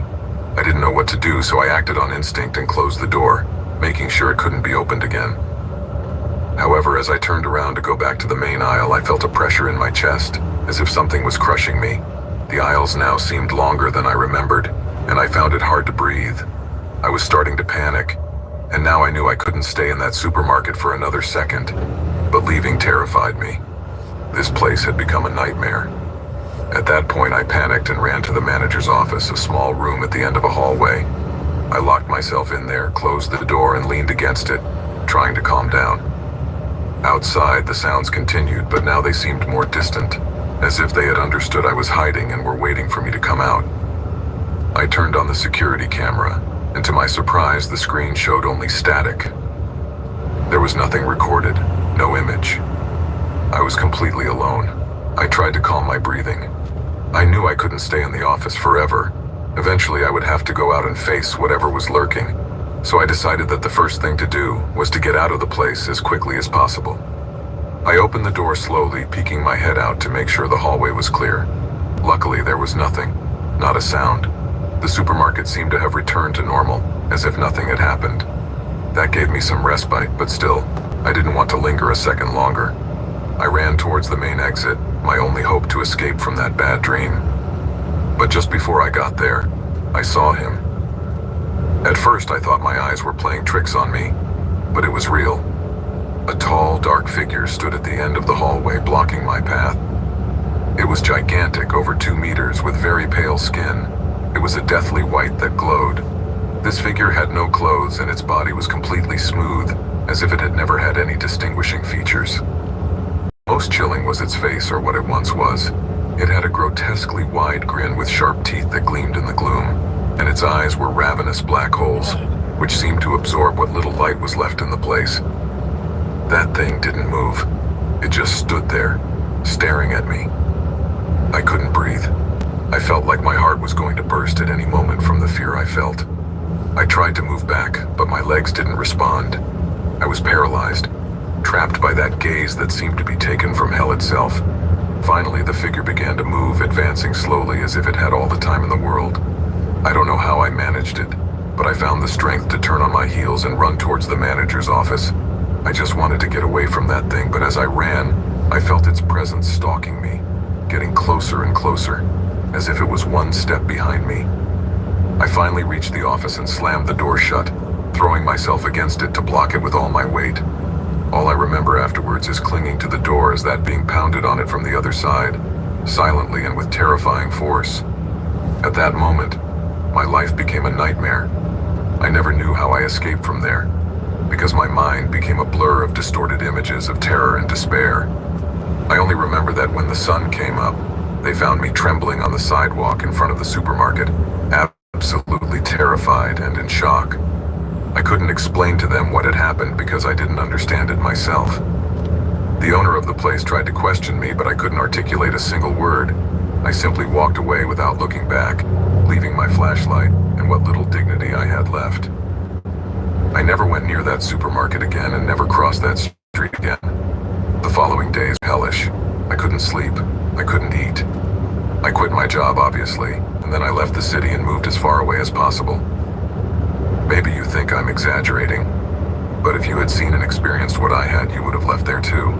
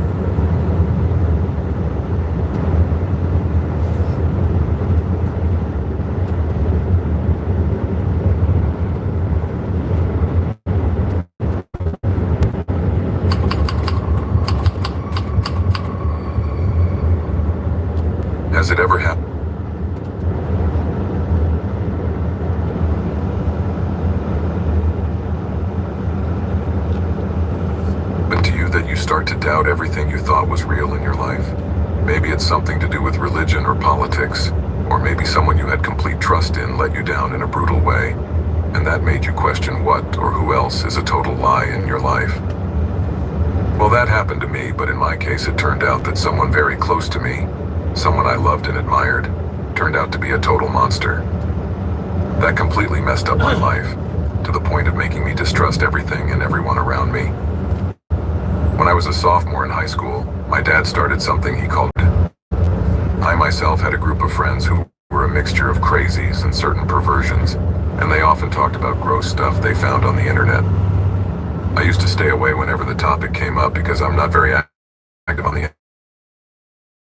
Just look up NFL or NBA recaps, aside from gossiping on social networks like Twitter or Facebook, but nothing more than that. One fine day, my friend Zach started talking about something I had never heard of before, and I hadn't been able to get the idea out of my head since: the dark web. What he was saying about it was terrifying. Ad for hired thugs, stores selling every kind of drug imaginable, organ sales and other creepy craziness. I don't know why, but somehow what he was saying started to really intrigue me. Was there really such a place on the internet? So that weekend we agreed he would show us what he meant and what the deep web was all about. Finally came, we all arrived at Zach's house on time, so without wasting any time we went into his room and he showed us how he managed to access that part of the internet. And it wasn't long before we all realized that he wasn't kidding. All those horrible things he had mentioned were right there. And we were all very shocked to see the amount of illegal stuff that was all over the place like it was nothing. There were ads offering drugs of all kinds, some I had never heard of before. We also visited a page where there was an extensive collection of grotesque pictures of people killed by the police in confrontations, chases, and the like. Zach told us that all of these photos were from police files, and it made me wonder, how does someone get access to FBI files? I was looking at a digital clock that was counting down. There was a sort of in the air, and when it reached 0, the screen went completely dark. For the next 30 seconds, all we could hear was rough, heavy breathing, and we were all very intrigued. Suddenly, a flash of light appeared, probably from a flashlight, and revealed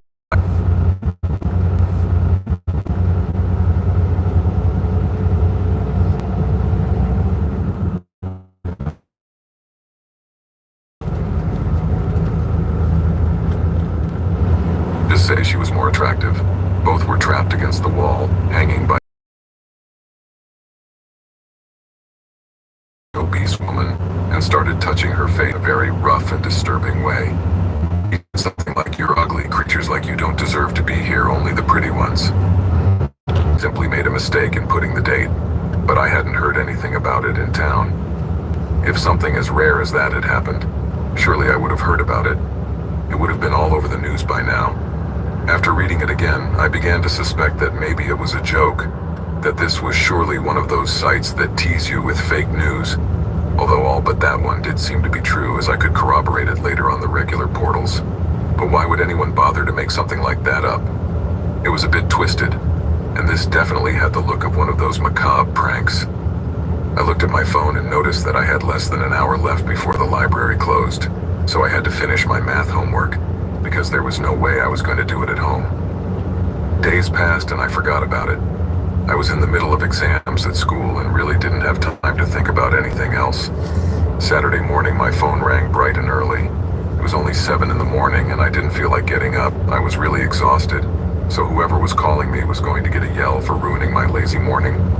With narrowed eyes, I looked at my cell phone screen and realized it was Kylie, my best friend. Why on earth would she be calling me so early on a Saturday? That was a mystery. "Hey," I grunted as I answered, still trying to shake off the dream. "Wake up, man, you've got to see this. Remember the story you told me a couple of days ago?" I tried to remember as the remnants of the dream continued to weigh on my thoughts. "What story are you talking about, Kylie?" "The one about the woman who was killed here in town.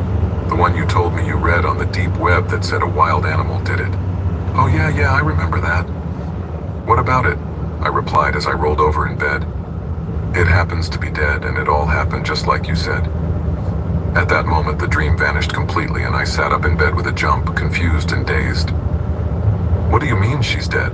I asked, feeling more and more uneasy. "Just as you hear it. She's a woman who lives about 3 blocks from you, and she was killed last night just like the article said. And the police say the scene was gruesome. Like she was attacked by a wild animal. Just like you told me. Oh, well, but you haven't told anyone what I told you, have you? I mean, anyone like your dad? And it suddenly dawned on me that if they might see me as a suspect. I heard Kylie laugh. You didn't kill her, did you? For God's sake, Kylie. Of course not. What kind of person do you think I am? I was just kidding, relax. Hey, I'm gonna have to hang up on you. I need to find a newspaper or catch up on the news. I need to do some more digging, Kylie said to me. Okay, please call me back, I replied, and hung up. After lying in bed for a while trying to process what I just heard, I went to the local newspaper's website, and the lead story was about the murder. Although I didn't have the dark web story in front of me, I was pretty sure it was the same, word for word. It was Saturday, and the library was closed because I didn't work on weekends. I had nowhere else to go to access the dark web, and besides, I couldn't risk doing something from home. I figured the best thing to do was to get up early on Monday and get to the library when they opened. I would have about an hour before I had to go to school. All Sunday I was filled with anxiety, and the day took forever. As I read the story again, it all seemed so surreal. How could I possibly see an article about a murder that would happen 3 days later? It made my skin crawl just thinking about it, and maybe it was best to leave that matter alone. Monday morning I couldn't wait to get to the library. Now here I was, in my usual dark corner, and to my surprise, Kylie also arrived at the library first thing in the morning and was sitting next to me, watching as I logged on to the dark web. As I moved over to the news site I had found days before, I looked at her and asked, "Are you sure you want to see this?" "Yeah, it probably won't be anything," she replied. "What are the odds that there will be another story about something happening in the future?" I had a good point, so I clicked on the link. Then the same news site opened, and the third headline also talked about a murder. But now it was a recent event, one that happened a couple of days ago, which meant it was moving down the list of importance. I was about to click on the story to see if there was any news, but suddenly Kylie gasped, which made me turn to look at her. The date on the story was Wednesday night, but not the past, but the next. The headline read, "Serial Killer Strikes Again." The last thing I wanted to do was click it, but somehow I knew I had to. My fingers were trembling as I moved the mouse to the link, and I was about to press, but Kylie reached over and put her hand over mine. "Do we really want to see this?" she asked. I took my hand off the mouse and looked at her. "I don't know, Kylie. The other day I thought this was just a joke or something, but now it's obvious it's not." "What do you think it could be?" she muttered, to which I just shook my head because I really had no idea what we were dealing with. "Maybe the killer is behind this news site," she said, "and they're posting the stories of the crimes that they'll then make come true." "I can't believe I'm the only one seeing this. Surely there are others who have noticed and will call the police," I said, feeling quite uneasy. "It's the dark web, man. There are a lot of sick people here who live for this stuff." She looked at the screen and shook her head. "We have to see it," she said. "Are you sure?" I asked. "Yes, although it scares me," she replied as she clicked on the link. The story opened and we began to read. It told an older man who lived alone on the east. He had been torn apart in the same way as the other woman. Police were completely baffled, and now the city was terrified, fearing there was a new serial killer on the loose. Just below the title I saw that the story had been seen by more than 100 people, which answered the question of whether we were the only ones who knew about this. "We should tell someone," Kylie said, but I replied, "Who? They'll just think we're crazy." "Are you forgetting the most obvious person to tell?" she told me. In a second, I realized who she was referring to and nearly smacked my forehead for not thinking of it sooner. Kylie pulled her phone out of her purse, switched it to speaker, and turned it down so only we could hear. "Police department, how can I help you?" The voice on the other end said. "I need to speak to Detective Hawkins." "One moment, please." "Good morning, this is Detective Hawkins," came the other end. "Dad, it's Kylie. Listen, I need you to come to the library. I have something you need to see, and it's important." I guess he noticed the seriousness in Kylie's voice because all he said was that he would be there in an instant. And sure enough, just 10 minutes later, he was walking through the library door. It's also that the library is only a couple of blocks from the station, and I thought she had probably walked here. When he arrived, He came around to the back and asked Kylie and me what was going on. "What's up, guys?" Kylie pointed to the screen and leaned over to read the story. "It's a joke, right?" she said. "I wish it was. Look at the date," Kylie replied. "What the fuck?" he said as he looked at the article, then reached into his pocket, pulled out his phone and took a picture of the screen, zooming in on the victim's name and address. "I don't know what this is about, but I'm going to find out. This sounds like someone is playing a prank, and with what happened to that woman a few days ago, I don't like it," he told Kylie. She looked at her daughter and then at me. "Tell me what's going on." At that point, I took a breath and swallowed my fear. Not just because I was panicking, but because I could tell he thought this was all a joke and I didn't want him to take it lightly. "Sir, that woman who died Friday night, I read a story about that just as you're looking. This page posted the story, and we thought it was a joke when I saw the news and realized it was real." I looked down, feeling guilty. I was struck by the thought that if I had mentioned something earlier, maybe that woman would still be alive. "I could have saved her," I muttered. Kylie's father put a hand on my shoulder and squeezed it. "You didn't do anything wrong," he assured me. "Patrick, how could you know that was true? Now I have to find a way to keep this guy safe and catch the monster behind this." He walked over to Kylie, gave her a kiss on the cheek and said, "Take care, young lady, I have to get to work." "Okay, Dad, get that guy," she replied with determination. Then we watched him walk away, turning on one of the shelves. Kylie looked at her phone and said, "I hate to say it, but we have to go, or we'll be late for class." "Classes? Who thinks about that at a time like this?" I replied as I shoved my computer into my backpack. We hurried out of the library, and as we walked through the door outside at the bottom of the stairs, we saw her father hurrying toward the station. Kylie put her arm through mine and said, "He's going to catch the killer, I'm sure, but we still have to go to school."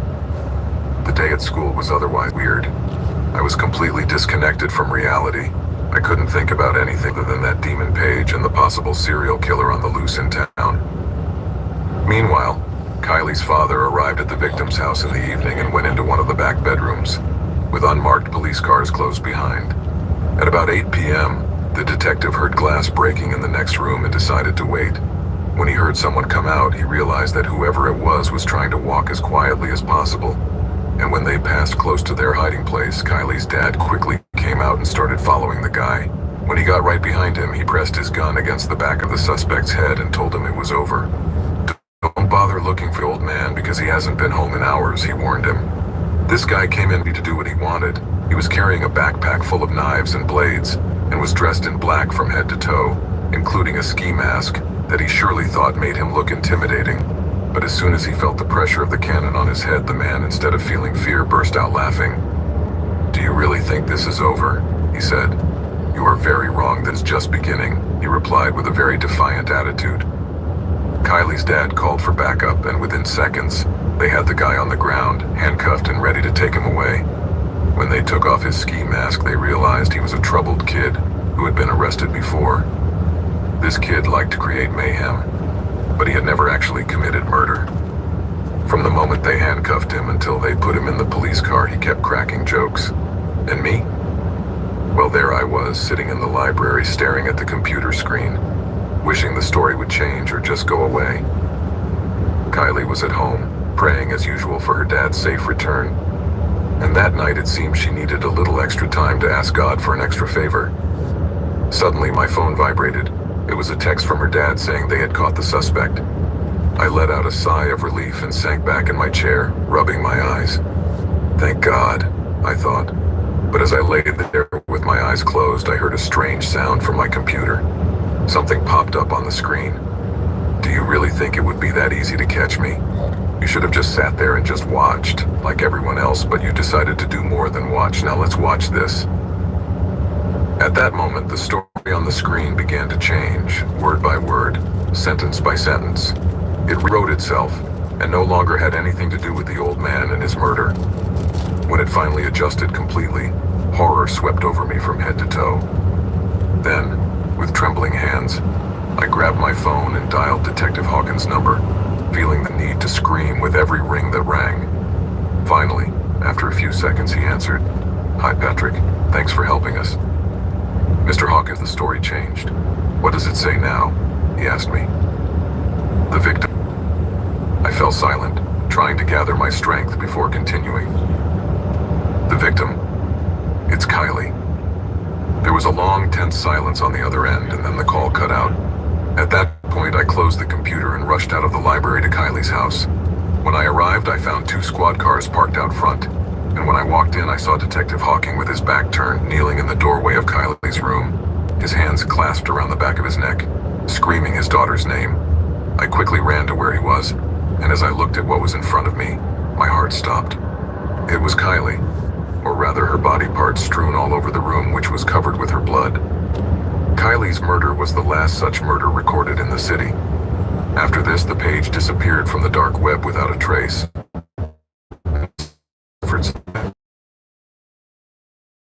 It's 8 years since these events, and there is not a single day that goes by that I don't think of my friend and feel terribly guilty for what happened to her. Since then, I have never gone back to surfing the deep web, and I recommend that you don't either.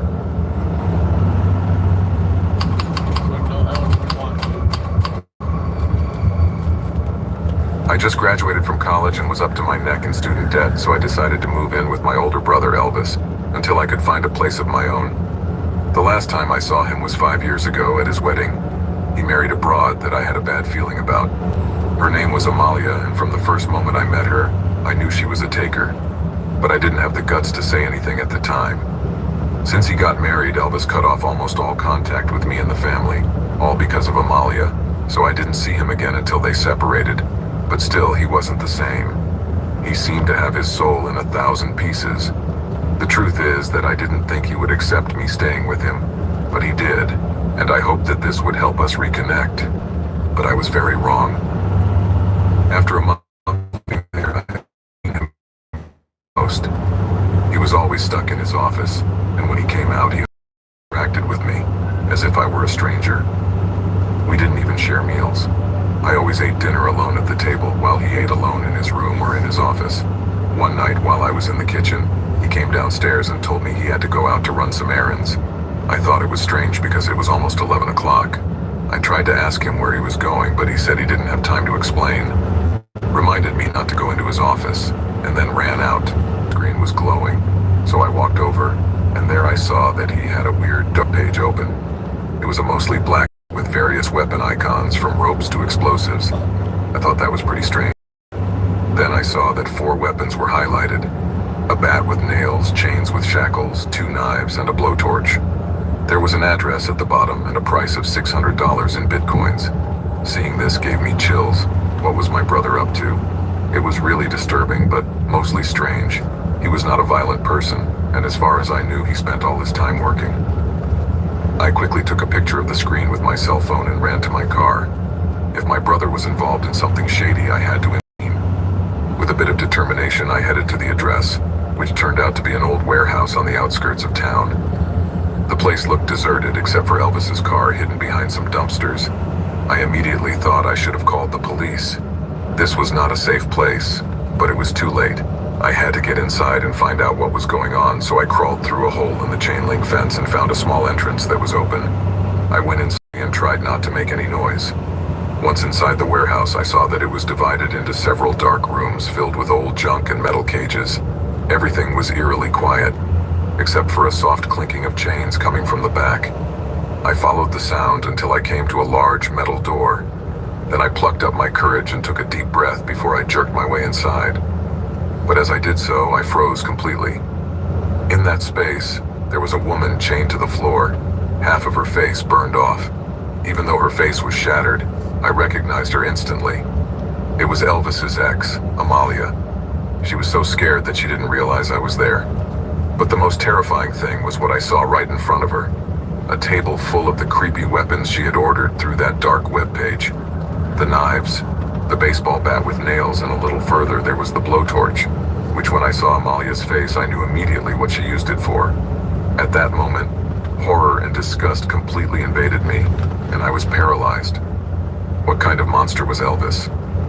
Suddenly, seeing that I was there, Amalia began to move in desperation, begging for help. That's when I noticed that she was missing 2 fingers, and that really made my blood boil. I couldn't believe what I was seeing.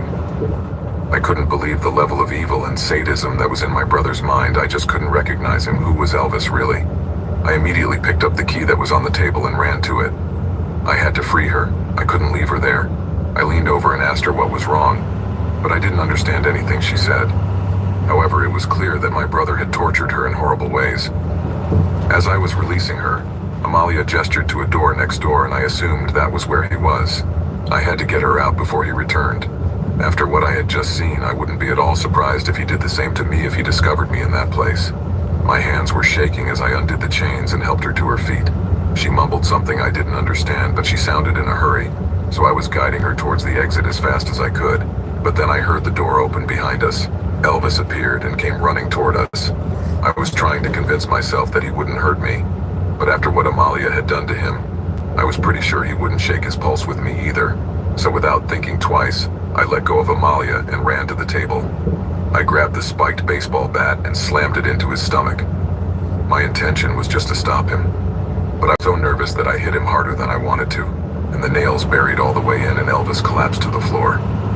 I felt terrible, like I had killed my own brother, but it was done, and we had to get out of there as soon as possible. As soon as we got out of the warehouse, I called 911 and advised of the situation, stressing that they needed to send an ambulance fast. In the meantime, I went to the nearest hospital and left Amalia there to get help. When the police arrived at the warehouse, my brother was gone, but they arrested him later that night while he was trying to flee the city. He was immediately taken to the emergency room and luckily did not die, although the wound I caused him with the bat was quite delicate. In fact, the doctors said that he was lucky that the police had arrested him and taken him to the hospital, because a few more minutes and he did not count it. It turned out that Amalia had asked him for a divorce because she had met a boy on a trip she had recently taken to Germany and had fallen in love with him. This infuriated my brother, and instead of just letting her go, as any normal person would do, he decided to kidnap her and hold her captive in that horrible place, subjecting her to all kinds of inhumane treatment, and the deep web provided him with everything he needed to carry out his macabre plan. I was completely disgusted to learn what had happened, and my parents were totally devastated. No one expected anything so horrible from Elvis. My brother was sentenced to 22 years in prison, and in all this time, 5 years since he was arrested, I haven't had the courage to go see him, and I don't know if I ever will, because after knowing everything that happened, I no longer consider him my brother.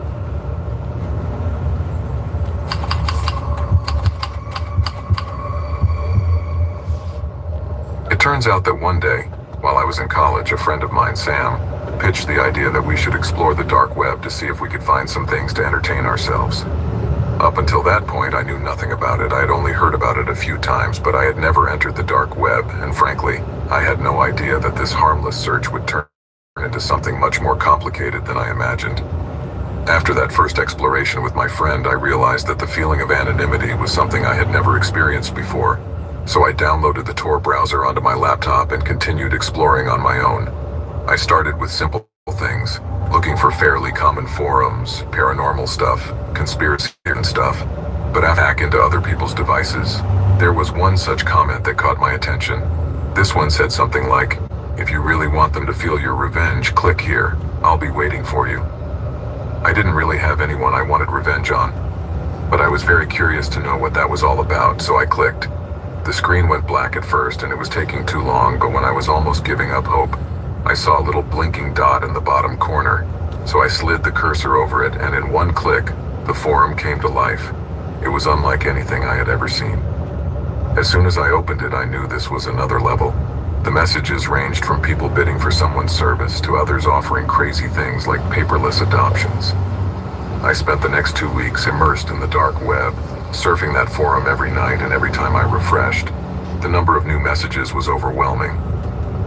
The amount of users in that place surprised me, considering how difficult it was to get there. I soon started interacting in the comments, posting absurd responses that only sought to make me laugh.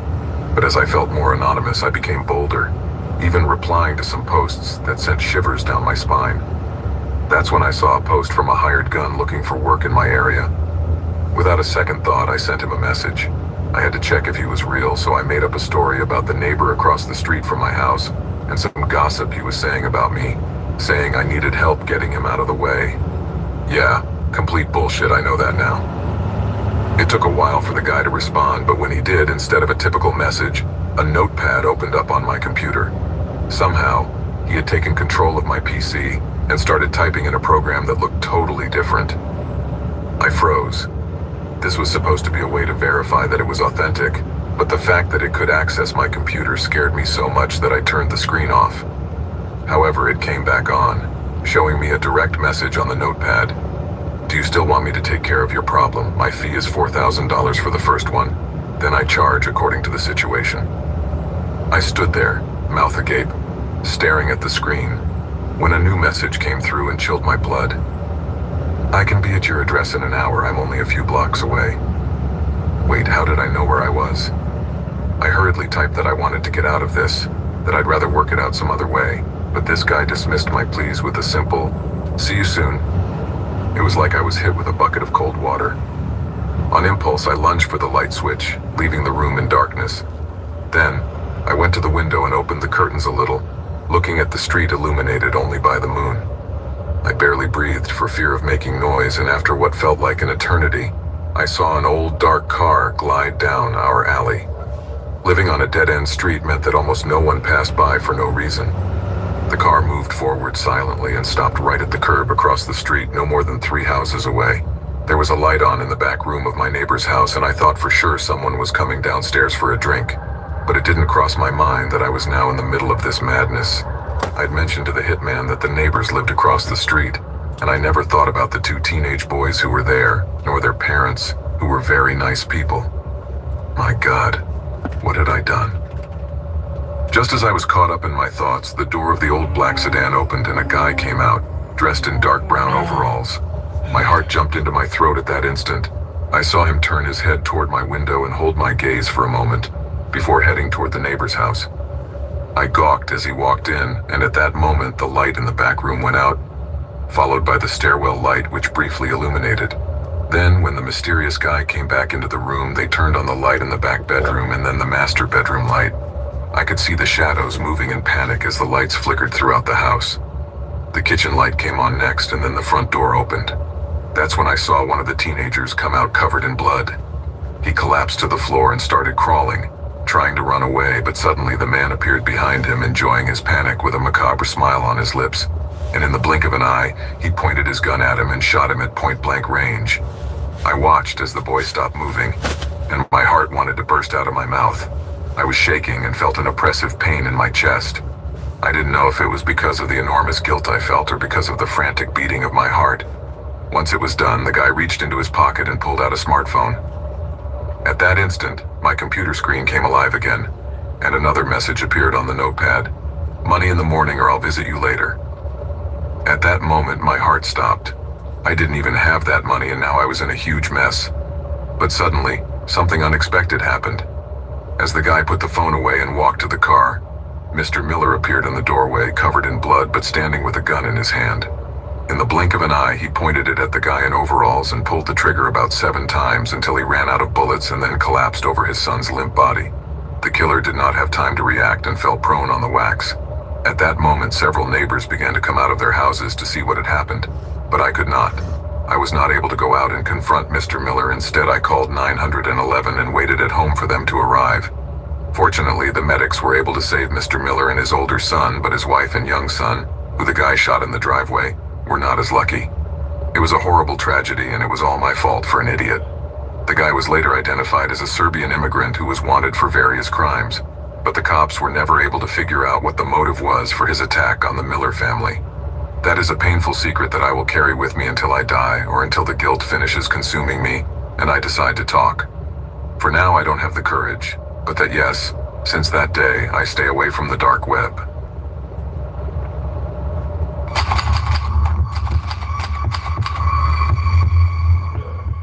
I felt too comfortable surfing the deep web until because of this, my life went to hell. This is the story that changed my life and ruined me completely. It all started when I decided to download the Tor browser and do some exploring. At the time, I was an idiot teenager and I was with my friend, so you can imagine how reckless we were. We stayed up all night, and in the wee hours of the morning, we started watching YouTube videos of scary experiences from the dark web. Never in my worst dreams would I have imagined that this would lead to us having a spooky experience we would never forget. That's scary, Daniel said as we watched a video in which the person talked about seeing a live beheading on the dark web. And of course that gave him an idea. What do you say we try it ourselves, he said.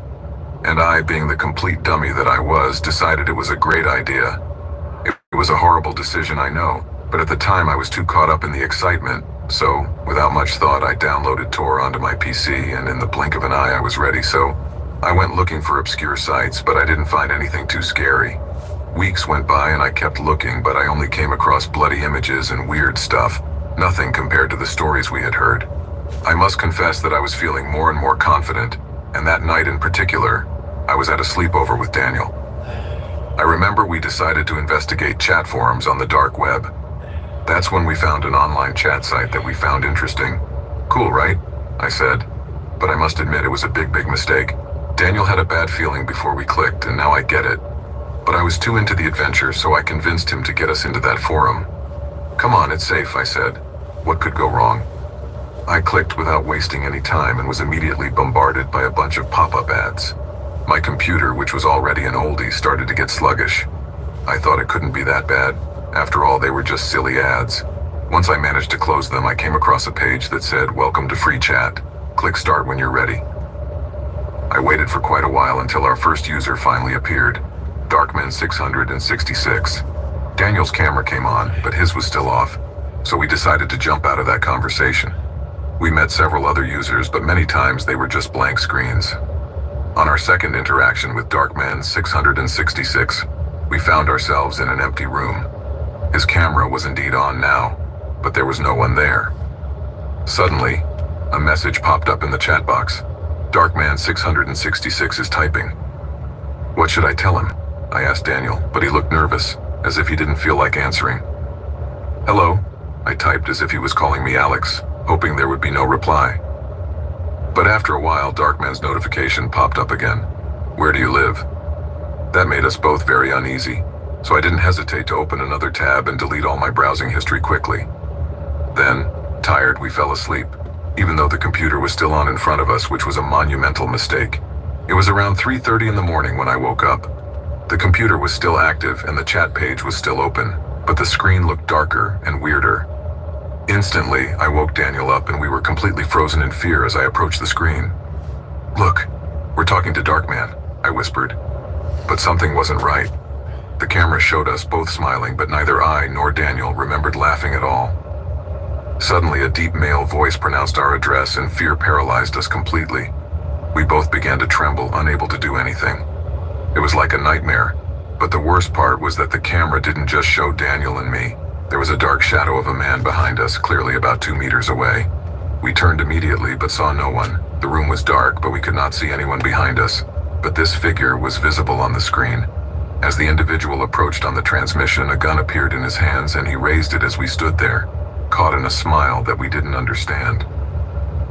That smile was creepy, something I had never seen before. When the man pointed the gun at me, it was as if the world stopped. I felt my stomach churning and adrenaline rushing through me, and in a panic I punched the computer, shredding it like butter. My heart was beating a mile a minute and I put my hands to my head, terrified. Daniel was pale and paralyzed as if he had seen a ghost. At that moment I grabbed the baseball bat that was on top of my closet and in a fit of madness I smashed the computer to smithereens. And at that moment, I began to sob. To this day I still get chills thinking about the dark web, especially at that terrifying moment. This was 9 years ago, and since then, Daniel and I never touched the subject of this incident again, for which I have no explanation that really works. I just want to forget about it. But one thing I learned from all this, never go on the dark web, you never know who is watching you.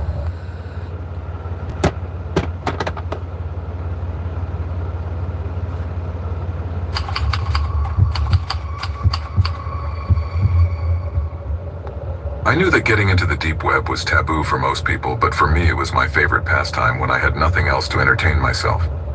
I remember spending hours there and I was pretty clear on what to do and what not to do. Even though I had been out of the game for a while, I thought I hadn't changed that much, or so I wanted to believe. But the truth is that I underestimated the matter. It all started one boring night at my house with some friends. It was after midnight and only my computer screen was glowing. So it occurred to me that we could take a look at the deep web and see what we could find interesting. They were not so enthusiastic about the idea, because of all the things that are said about that place, but I assured them that I had a good experience in this. After a while of poking around in forums about guns and stuff like that, I decided to go a little further and found a site that I had heard about a while back. I didn't know much about the site, only that it promised a game that would keep me busy for a while. So without thinking twice and without consulting anyone, I clicked on it. However, as soon as I saw that instead of entering the site, something started downloading, I immediately panicked. Quickly, I scanned the file with the antivirus, and to my surprise, everything was clean. That gave me a bit of relief, until everything got weird. From one moment to the next, the screen went blank and I couldn't do anything. My friends started complaining, thinking that the computer had frozen, but in an instant they realized something more serious. The internet was gone. Then they tried to use their phones, but nothing. That was too strange. We were very puzzled, not understanding at all what was going on. Not only the computer was failing, but the whole house was offline. And in view of the situation, my friends, who are always more scared than me, decided it would be better to get out of my house. I thought it was all the router's problem, but they pointed to the obscure site we had visited. It made no sense for them to believe that in a matter of seconds, someone could hack me and cut the signal to my house. I tried to explain, but they still wanted to go to another friend's house, believing they would be safer there. If they had reservations about the deep web before, now they wanted nothing to do with it. Basically, what happened ended up confirming to them that all the myths were true. They invited me to go, but something in me told me I should stay. Why? Because I was tired and didn't feel like going to another house at that hour. After they left, I tried to calm down. I turned on the TV, and to my surprise, it was also blank. I changed the channel several times, but it only showed white and no sound. It was as if everything was disappearing. I decided to leave it at that and checked my cell phone again, but there was still no signal. All the digital equipment in my house was dead and time was passing very slowly.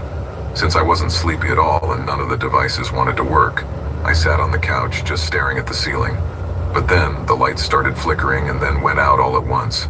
I was now in total darkness, except for the white screen of my cell phone illuminating my entire surroundings. Genius. A blackout, just what I needed, I thought. In view of the situation, I thought it would be best to go to sleep. Maybe at dawn, things would be back to normal, so I went up to my room, got into bed, and closed my eyes in the hope that when I woke up, everything would be fine. But I didn't get much sleep. In the middle of the night, I was awakened by a disturbing noise. It was a faint but constant sound, as if something was moving slowly through the house. At first, I thought it was a joke in my head, but the noise became louder and clearer. I stood perfectly still, holding my breath. I didn't want to move or acknowledge that something was wrong, but those noises kept sounding. They sounded like footsteps. Finally, I gathered my courage and got out of bed. I remembered that my cell phone was downstairs, but there was no point in trying to use it because it didn't even work anymore, so the only option was to escape.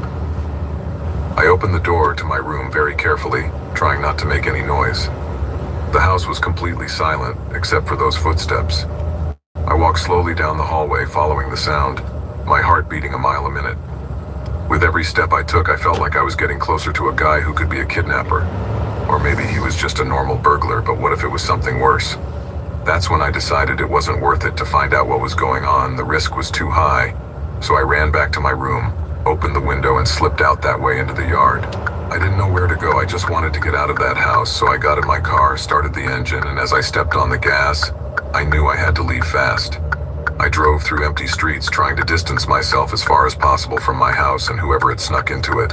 Streetlights flickered here and there, but I didn't care. I just wanted to leave that intruder behind. Finally, I noticed that my phone got a signal again, so I called the police and tried to explain to them what had happened. They said they would send a patrol car to my house, but they didn't seem to take my story very seriously. As I was talking, my cell phone screen went blank again, that eerie white that I had seen on my computer and TV. I tried to ignore it and concentrate on the road, but in a moment the car's engine started to fail as well, jerked and came to a screeching halt.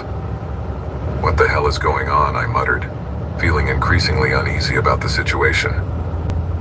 I looked around and realized I was in a dangerous neighborhood, so I tried to start the engine again, but nothing happened. I tried again, but again, nothing.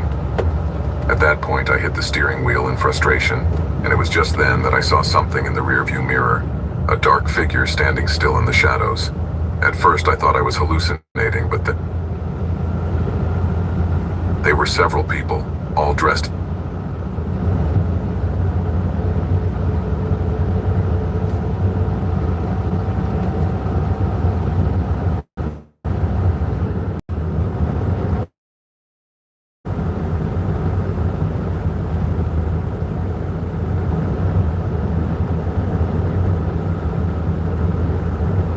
Yeah. Hey, just curious, due to this whole BS with the truck breaking down, what's the new delivery time and date? Is it tomorrow? At what time?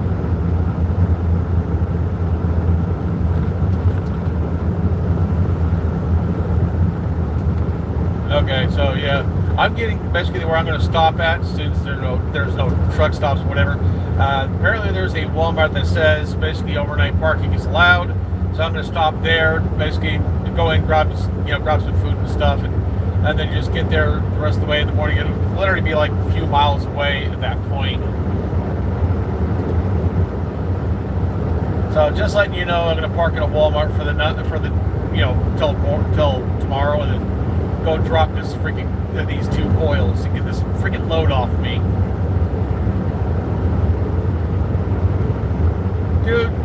Dude, it was miserably being shut down, basically knowing I can't drive the truck until it's repaired. It was aggravating. I mean, yeah, I wanted that 34, which I got, but not in the way I wanted.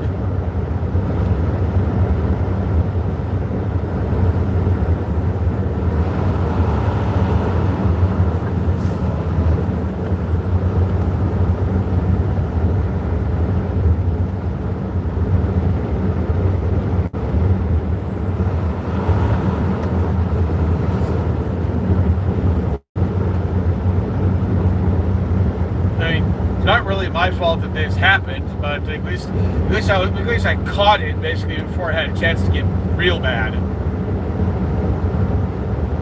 I mean, basically spending whatever you spend on buying the part and shipping and then paying for the guys to do the work.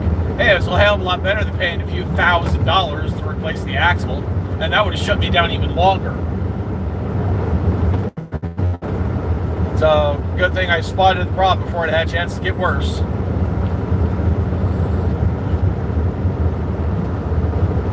So yeah, like I said, I'm 50 miles away from that Walmart, where I'm going to park it for the rest of the day and whatnot. So there you go. Like I said, I'll be a few miles away from delivery. So hell, I'm getting as close as I can. So there you go. So anyways, I guess I'll talk to you sometime tomorrow.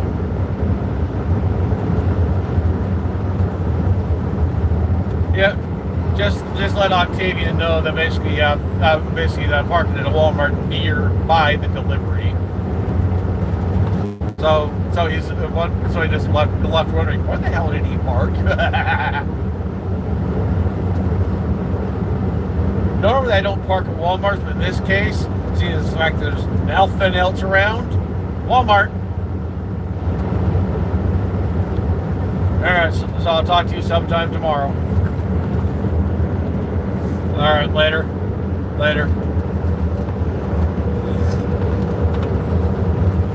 And wearing clown masks. They approached the car slowly, and when they arrived, they started knocking on the window softly, as if they wanted to invite me out in a friendly way. I tried to stay calm, but my breathing was quickening every second. I had no idea who these guys were or what they wanted, but if they were dressed like that and with a mask on, that was not a good sign. I desperately thought about how to get out of this situation, but I couldn't think straight. The masked guys didn't seem in a hurry. They were just there, tapping on my window. I was paralyzed with fear, but suddenly, they stopped knocking and one of them came over with a metal spike and broke my window glass with one blow. At that moment, I felt my heart freeze. I knew I had to do something if I wanted to survive, but before I could react, one of those men reached through the broken glass trying to open the door. Without thinking, I lunged at him, grabbed his hand, and jabbed the spike into his shoulder with all my might. The guy screamed and backed away, so I took the opportunity to open the opposite door and run out. I had no idea where to go, I just ran. But no matter how fast I went, I tried to lose them in the trees of the forest that was on the side of the road. But all the time they were there chasing me. At that moment, it was about to dawn and the first rays of sunlight began to appear. I was too exhausted. I hid for a while behind some bushes and thought I had lost them, until I heard their footsteps again. Noticing that they were approaching right where I was, I jumped out of the bushes and started running towards an apartment complex that was nearby. By that time, I had crossed the forest, and after running erratically through several streets, I felt that I had finally lost them, so I decided to stop to rest in an alley. I could no longer stand my legs, and my heart felt like it was going to come out of my mouth.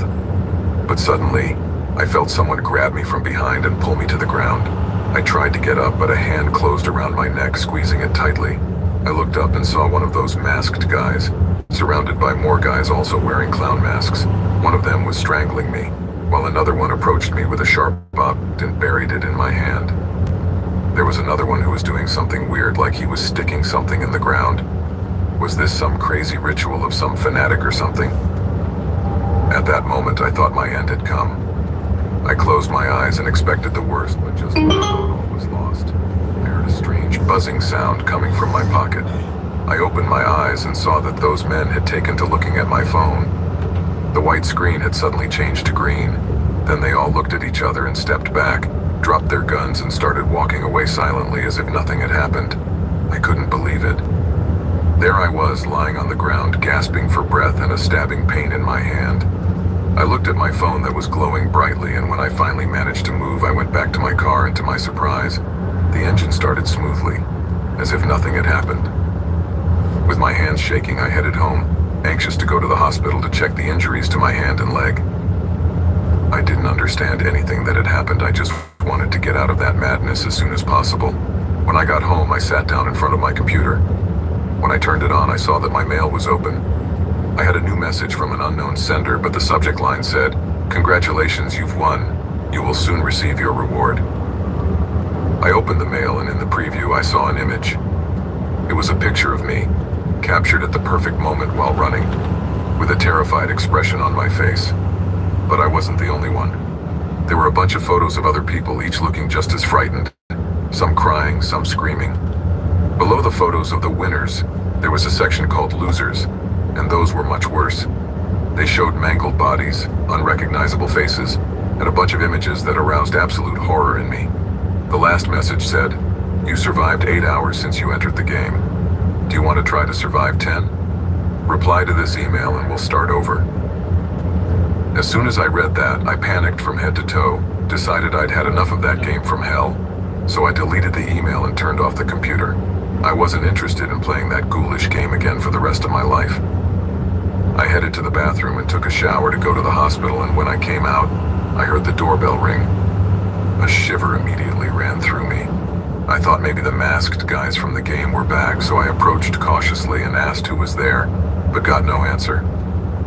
I walked slowly to the door and looked through the peephole, but no one was there. I plucked up the courage to open the door slowly, and when I peeked in, I found a black envelope on the floor. I picked it up, and when I opened it, my jaw dropped. Inside, there was $5,000 in cash and a note that read, "Congratulations, winner." I was stunned for a few seconds, wide-eyed. Just then, my phone vibrated with a new message on the coffee table in my living room. When I opened it, there was a message from an anonymous number that said, "Shall we play again?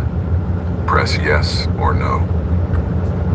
At that moment, I looked at the envelope with the money still in my hand and then at the screen. I confess that for a moment I was tempted to press yes, but I remembered the nightmare I had lived the night before, and I realized that not for all the gold in the world would I want to repeat it, so I finally pressed the no option. Immediately after I did that, my phone rebooted, and when I checked my messages, it was gone. Since then, I never received another message from this dark place, but to be on the safe side, I had my computer formatted and never accessed the deep web again.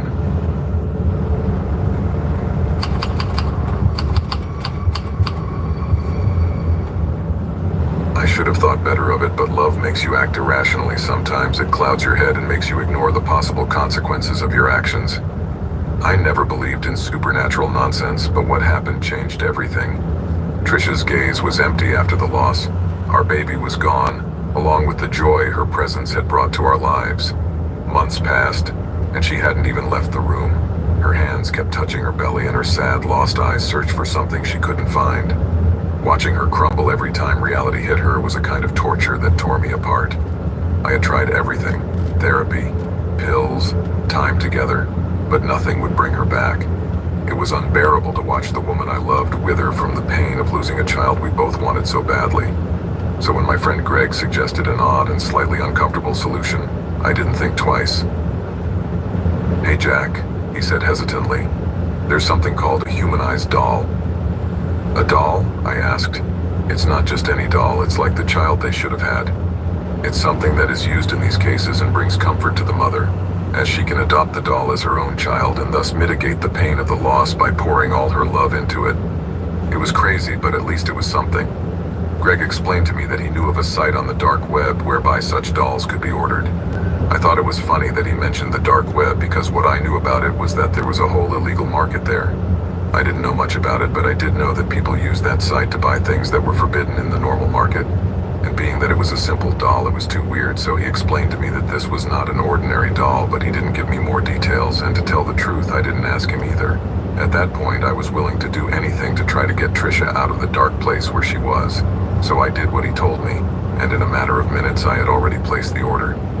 The day the package arrived, I will always remember.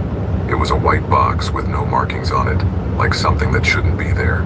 When I opened the box, my hands were shaking, and inside, wrapped in tissue paper, was a doll so realistic that I gasped. She had the same dark eyes as Trisha. Her face resembled mine and her smile was almost real. Now I understood why I was asked for a photograph of me and her at the time of ordering. When Trisha saw her, her attitude suddenly changed. She embraced her as if she were flesh and blood, and for the first time in weeks, I saw her smile. My heart skipped a beat at that moment, so I thought maybe this was what would help her heal. That was the last quiet moment we had. That night I woke up and saw her in the rocking chair, her wrist pressed to her chest. I thought this was a good sign. I talked to her and sang to her as any mother would. But as the days passed, it became clear that this was not working. There was something dark and strange about the situation that was beginning to worry me. Pretty soon, my wife stopped eating, sleeping, and talking. She spent every waking minute with that doll, feeding her and changing her diapers. She called her Blue, and although I didn't understand why, I avoided asking too many questions for fear of her response. It was only the night she approached me with a knife that I realized how far it had all gone. "Trisha, what are you doing with that knife?" But then she lunged at me and tried to stab me while I was in bed. I barely managed to dodge the stab when I saw her make a strange grimace, and not just any grimace. It was a terrifying expression, as if she was possessed. The woman in front of me was no longer my Trisha. She was now Blue's mother, trapped in her own madness. As I recoiled in terror, my eyes locked on the doll and I froze. Blue's vacant gaze glowed with a kind of evil that was very visible, and her mouth formed a haunting smile. It was as if that doll really had life in it. The atmosphere seemed to freeze. That afternoon, I decided to stay home, hoping that everything would calm down. But the quiet didn't last. Around 2 a.m., just as I was starting to fall asleep, the fire alarm went off. I jumped awake and saw Trisha full of smoke. She had forgotten a kettle on the fire, and everything had filled with steam. She was crying and saying she was a horrible mother, she said as she pressed the creepy doll to her chest, and it made my blood run cold. How could that doll cry? It was impossible, but she was convinced she could. Her increasingly hysterical voice filled me with terror. I tried to scream at her that it was all an invention of her head, but she didn't understand me. Then I noticed that her skin turned pale and she fell to the floor, hugging the doll as if it were really a baby. I quickly called the hospital, feeling terrified of what was happening. Help arrived a couple of hours later, around 4 a.m. But just when I thought everything was going to calm down, a deafening noise went through the house. It was a faint cry like that of a baby. My heart raced as I listened to that awful melody coming from Blue's room. My hands were shaking as I opened the door, and there it was. The doll crying. I froze, horrified by the chilling sound that filled the air. The doll's eyes, Trisha's own, glowed red as if they were alive. A cold sweat began to cover my forehead as I approached. As I picked her up, the crying came to a screeching halt. My hands trembled as I checked her and felt something hard under her fake skin. I ripped it open and discovered that there was a whole tangle of wires and a small black device that I recognized immediately. A camera. It couldn't be true. They were spying on us all this time. A nauseating feeling came over me as I realized that our misfortunes were just a show for someone else. The doll was driven by a microchip that sent electrical impulses and made it talk, cry, and gesture like a real baby. But it was being driven from somewhere else, by who knows who or whom. I was equally outraged as I was terrified, so I gathered all the evidence, the doll and the camera, and I contacted the police and we filed complaints for invasion of privacy, harassment, and emotional harm. The cybercrime department tried to trace the website, but it all turned out to be a dead end. I knew that those who hang out on the dark side of the internet are experts at hiding. The officers gave me a strong warning for buying things from that illegal corner of the web. We changed phone numbers and addresses to keep those who were harassing us at bay, and Trisha's mental state got even worse after this month. The one thing I have learned love that finds no place to go, but we can't let that control our lives. We must move on and live. The true meaning of life is to move forward, no matter how many storms down. A few months later, we got the news that Trilla was in state again, and today our little Emma is nearing her first birthday. She is a beautiful, healthy little girl, and we love her more than anything in this world. Trisha is a great mother, and I feel so lucky that life has given us another chance to be parents, and that my wife is finally back to being the same sweet, happy woman I fell in love with. Something that was almost taken away from me by the deep web.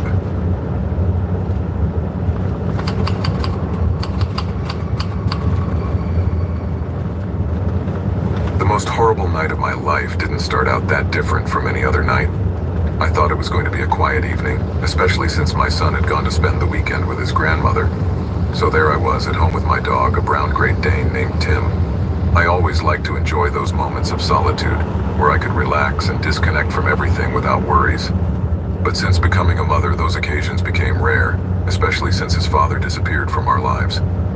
I made myself a cup of nice dark coffee just the way I like it, and settled on the couch, ready to watch a movie on Netflix.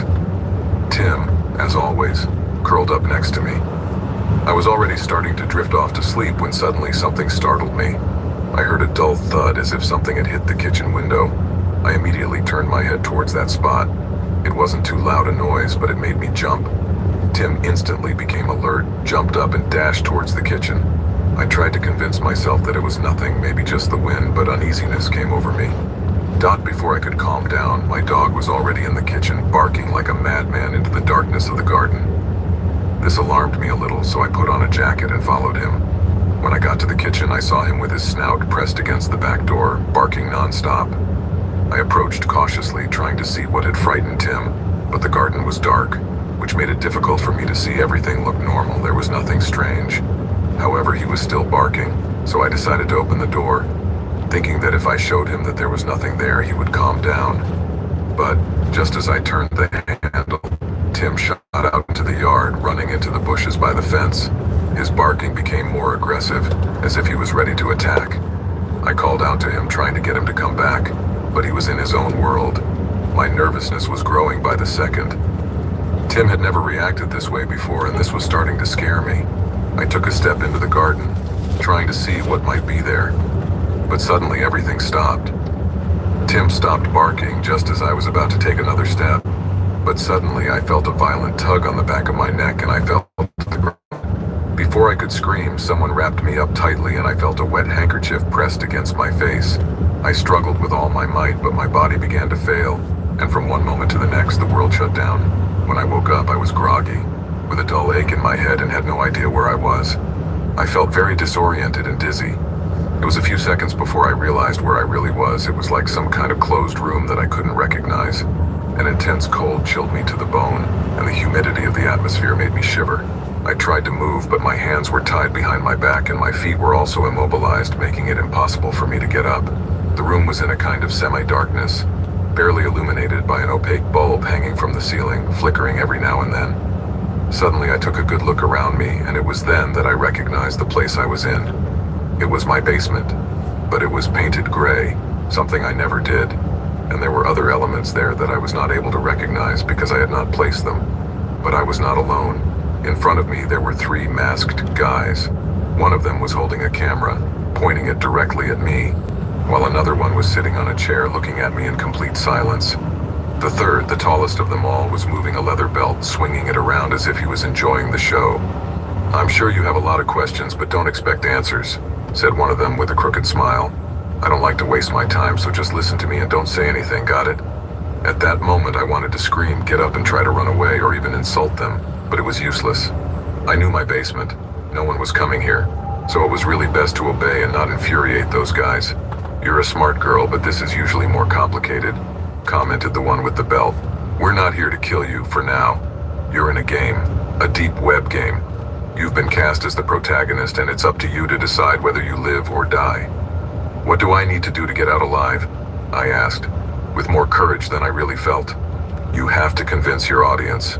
In a moment, my friend will start the broadcast. We're going to torture you and give you a lot of pain, and every few minutes, we'll pause for people to vote. Keep torturing you, let you go, or kill you. So let's get started." Before I could react to his creepy words, the guy with the belt stepped forward and, without warning, hit me in the back with it. I screamed out loud and a wave of pain ran through my body. The camera kept rolling, capturing every moment of my suffering as this man whipped me with the belt. Each blow was harder than the last, and the man didn't even flinch as he hit me. Although he didn't seem to enjoy it, the disconnect in his eyes was simply terrifying. Every time he stopped, my body trembled with fear and pain. I knew the audience would not vote to release me. People who watched these types of shows only wanted 2 things: blood and pain. For some twisted reason, they would not stop until they were satisfied. When the first moment came to vote, the guy in the chair gave me a chance to speak. "You have 30 seconds to convince the audience why you should live. Please let me go. I am a mother. My son needs me," I pleaded. "He can't stay alone. The father has abandoned us. I am all he has. He will die if anything happens to me." Tears blurred my vision, but the masks of those guys didn't show a bit of compassion. The man in the chair just shook his head, declaring me out of time. Then the man with the camera announced, "The vote is over. 49% torture, 45% death, 6% release." Before I could take it in, the guy who was beating me came up with a knife. "Wait, please don't," I shouted. But it was too late. He grabbed my hand and put it against the table, and in seconds he cut off my finger. At first I felt nothing, but the pain came like a wave and was indescribable. There was no time to process the wound because he immediately cut off another finger. I screamed in desperation, unable to do anything else. Before I knew it, all the fingers on my left hand were missing. The men grabbed my other hand and were about to continue the same treatment. I just wanted to pass out from the amount of blood I was losing, but I had already accepted my fate. However, just then, something unexpected happened. Tim was clawing at the basement door, crying and barking, desperate to get into the basement. In those moments I thought, God, why didn't I tie him up? One of the guys, the one who seemed to be in charge, yelled, "Go get that dog now." "No, please, leave him alone. He's just worried about me. He won't do anything to you if you don't open the door," I said, fearing that these guys would hurt Tim. The man with the camera, who was recording everything, got up and approached his partner, who was in front of a laptop. As the cameraman moved his camera, the other guy started typing something. It was clear that they were very attentive to the situation.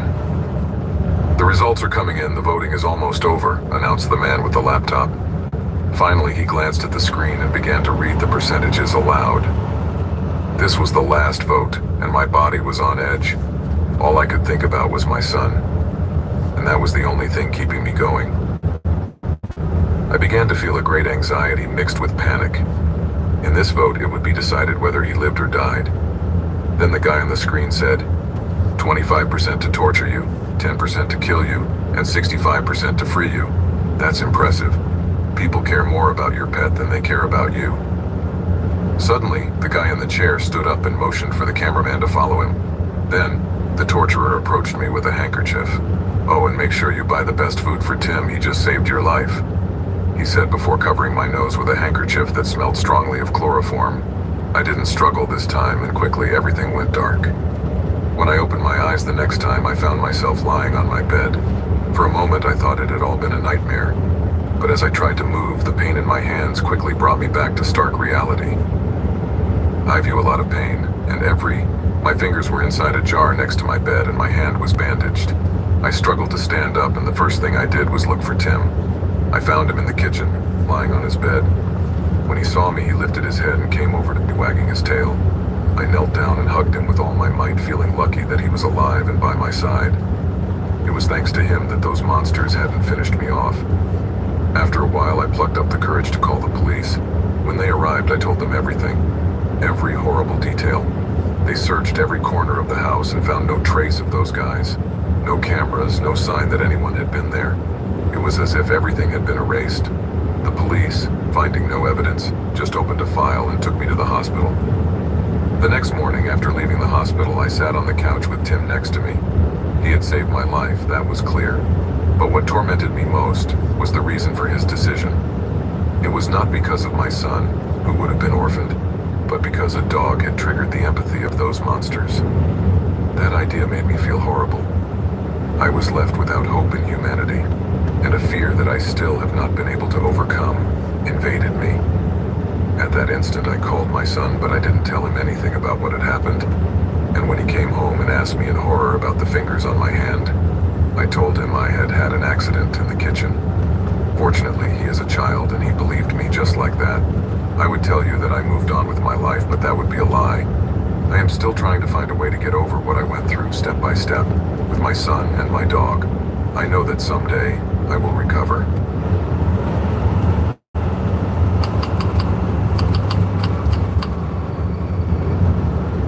I'm not one to promote exploring the dark web for anything but fun, and even that I would do with a lot of caution, staying in more superficial places, if anything.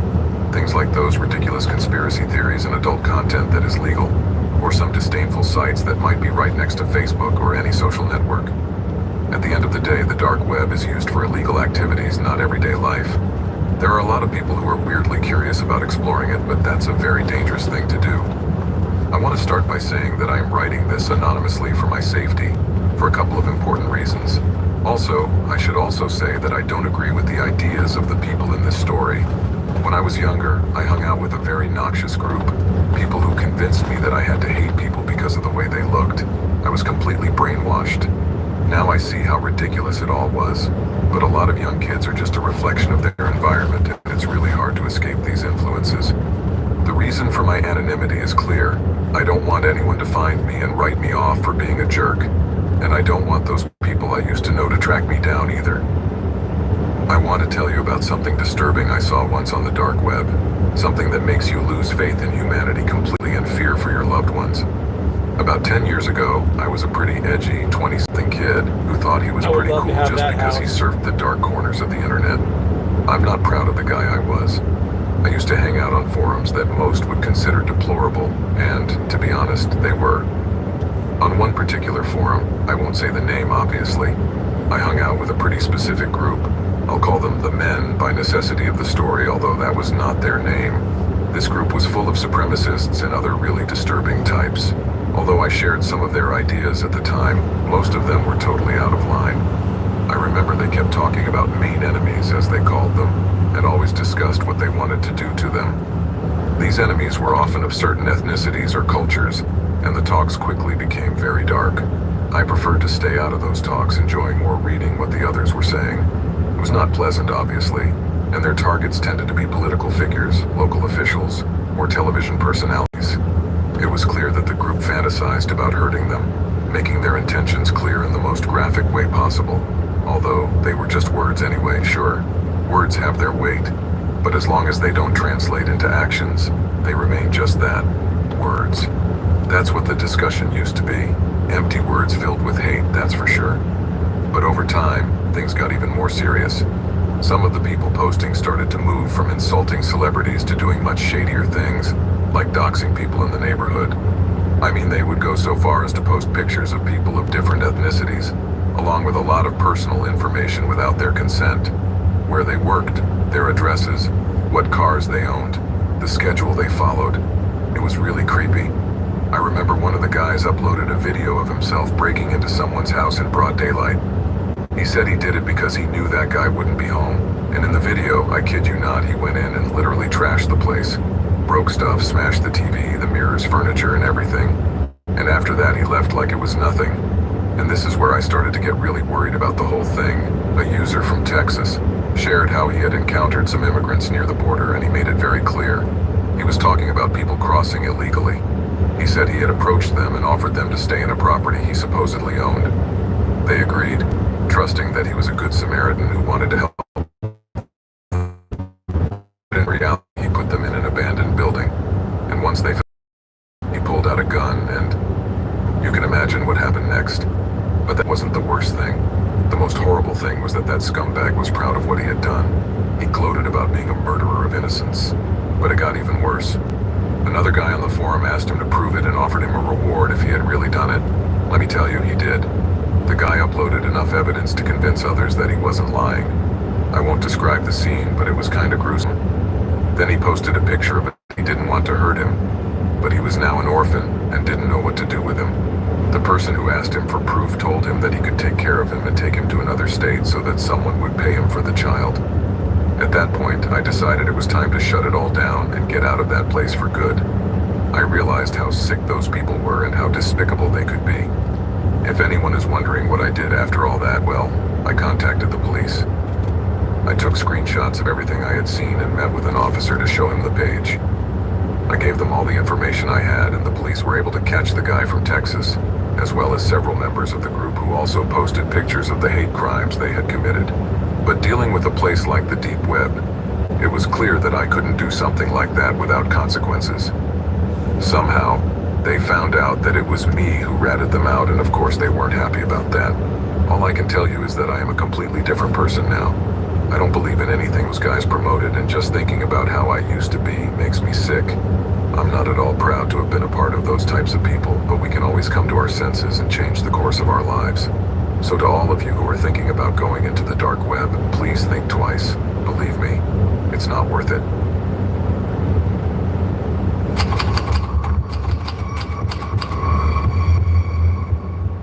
Meeting Patricia was like something out of a weird movie. One of those that leaves a good taste in your mouth but gives you an uneasy feeling. I was never that kind of guy who falls in love at first sight. I wasn't even the one who usually chats with girls, to tell you the truth. My comfort zone has always been behind a screen, where I can have control over what I say and not feel like the jerk I sometimes am. I wasn't looking for anything serious when I got lost in a strange chat room on the deep web that morning. I just did it out of pure curiosity. But then I met Patty. She was totally different from the other people I had talked to. She was confident, funny, and genuinely interested in my half-geeky stories. She not only put up with my chats about Fortnite, World of Warcraft, and other games, she enjoyed them, which made me feel like I was important to someone, that I wasn't the only one who felt a little out of margin in the world.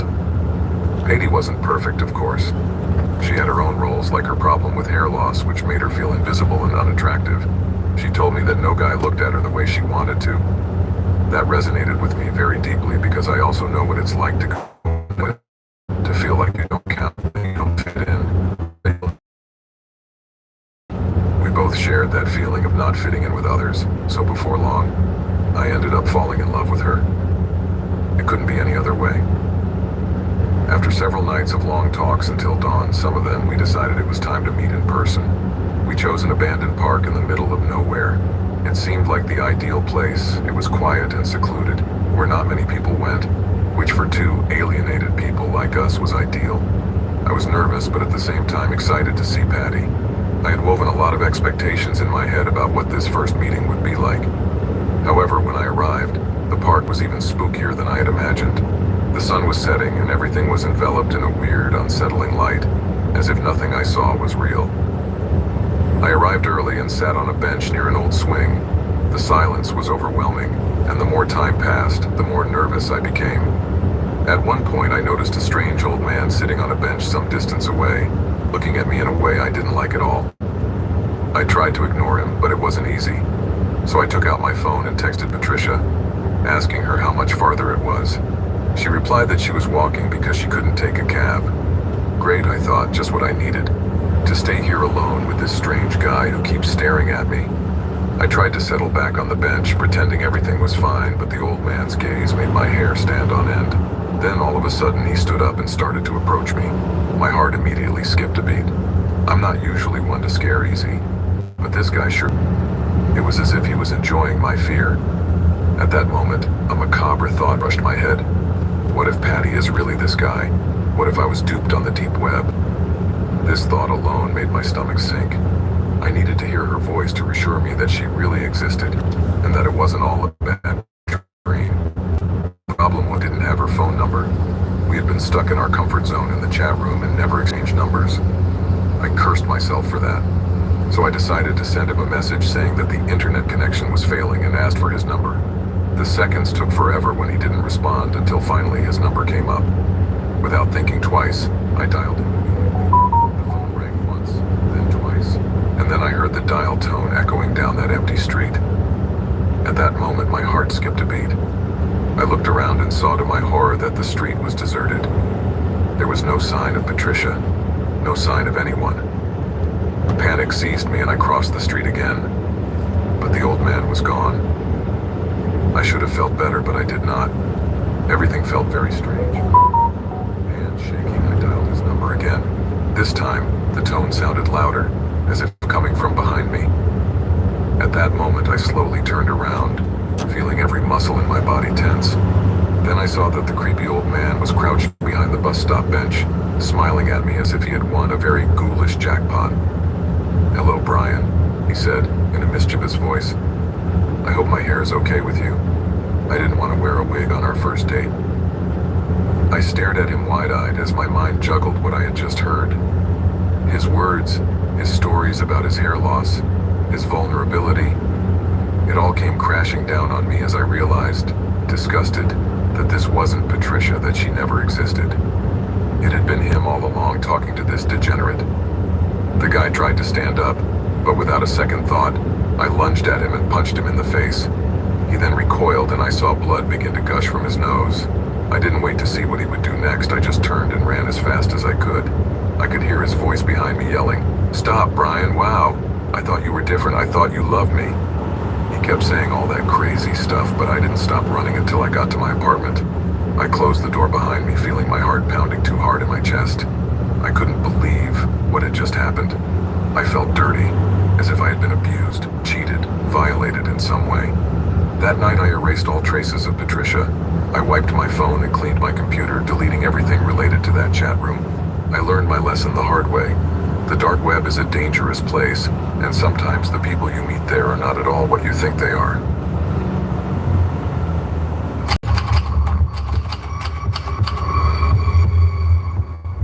I'm not going to deny it, I used to be one of those guys who loved to explore the dark web just for fun. I had a job in tech, so I would hang out on those underground sites where people would go to look for weird stuff, and yes, also look at morbid type stuff. For many, the dark web and the deep web, they're taboo subjects, things you don't talk about in everyday life. But come on, it's not like it's a closely guarded secret. By now, practically everyone must have heard about it at one time or another, and I'm sure many of you have also peeked into that place. There's a group of us who just know about it, as if we have this sixth sense to detect others who are also surfing around in that gray area of the internet. Not that it's an official thing, but you can usually notice those who also move in those troubled waters. Most of the time, the conversation about what we found on the dark side of the web comes naturally. I know what I'm talking about, perhaps a little too well. If there was something suspicious, illegal, or just plain weird, you can be sure I was exploring that every day. I would spend hours chatting with others who, like me, had a lot of free time and, well, idleness is a very bad advisor. My favorite pastimes were conspiracy forums. I love those places because, believe me, it is crazy to see what people say when they have total freedom to express themselves.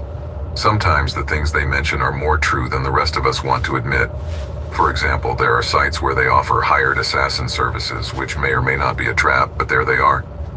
Other than that, there were a lot of markets on the deep web where you could find some pretty dubious stuff. There's even one where you can find alien objects that the promoters claim are legit, and they must be because they cost a fortune. There are also the celebrities and sites selling narcotics, plus a whole organ market and so on. There are no limits on the dark web. That's where it really gets dangerous. I admit that I have spent quite a bit of time and money in those illegal markets. I've bought things I should have avoided, and I've seen things I never wanted to see. But there's a quick story I want to tell about one market that left me with chills and made me reconsider my adventures on the dark side of the net.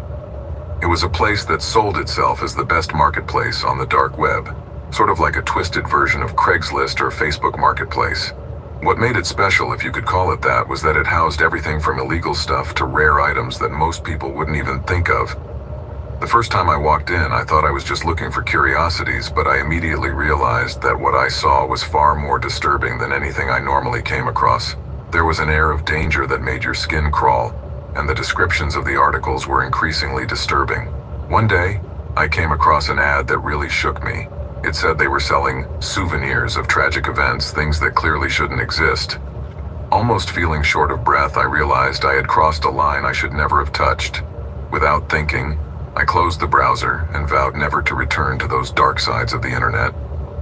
Until a few weeks later, I received a message from a stranger on one of the forums I used to visit. "I know what you found. I'm watching you. Don't come near me at the door." My first thought was that it was just another prank, but as the nights passed and the feeling of paranoia began to set in, I realized I was making a big mistake by ignoring these warnings. Things were getting more complicated, and leaving the dark web behind was becoming more of a challenge than I ever imagined, as this is almost addictive. If you were looking for weird stuff you shouldn't, and were willing to cough up some bitcoins, you were in luck. That site had everything. Pirated movies that hadn't been released yet, some gadgets that were probably stolen from some government office, secret recipes of big brands, but also things like human parts, dead bodies, classified photos and videos of famous crimes, and so on. You could find it all, but there was more. Like those obscure hitman for hire services where people could make dates to enjoy with someone who was about to be annihilated.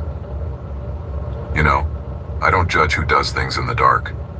Everyone lives his life as he wants, and faces the consequences as well. One day I was doing a silly search, I don't know, maybe games or something, but suddenly I came across something labeled new. I'm always interested in what's new, so I clicked full of curiosity. The description itself was already disturbing. It said something like, "I have access to anyone up to 7 years old and can provide forged documents." My first reaction was to think that had to be a big trap, maybe a honeypot. But I, being a bold and somewhat reckless 20-something, decided to message the seller to see what else it said. I logged back into my account on that marketplace and started typing. I asked him something like, "How do we know you're not an undercover agent here to catch someone?" And the response was straightforward. "Well, you don't know." That made me think he was indeed a honeypot, but I couldn't leave it at that. I had to keep biting, so I replied, "If you're legit, can you prove it to me? I have Bitcoin ready to buy." I was looking for something to prove my suspicions, and what I found left me cold. I was asked if I wanted boy or girl, and what age I had to consider. In a fit of morbid curiosity, I decided to throw out a tough answer, so I said boy around 6 years old. Instantly, I received pictures of a little boy who looked to be just that age. In the pictures, the boy looked animated, playing with toys in a basement, and in one shot, he was watching Mickey Mouse House on TV.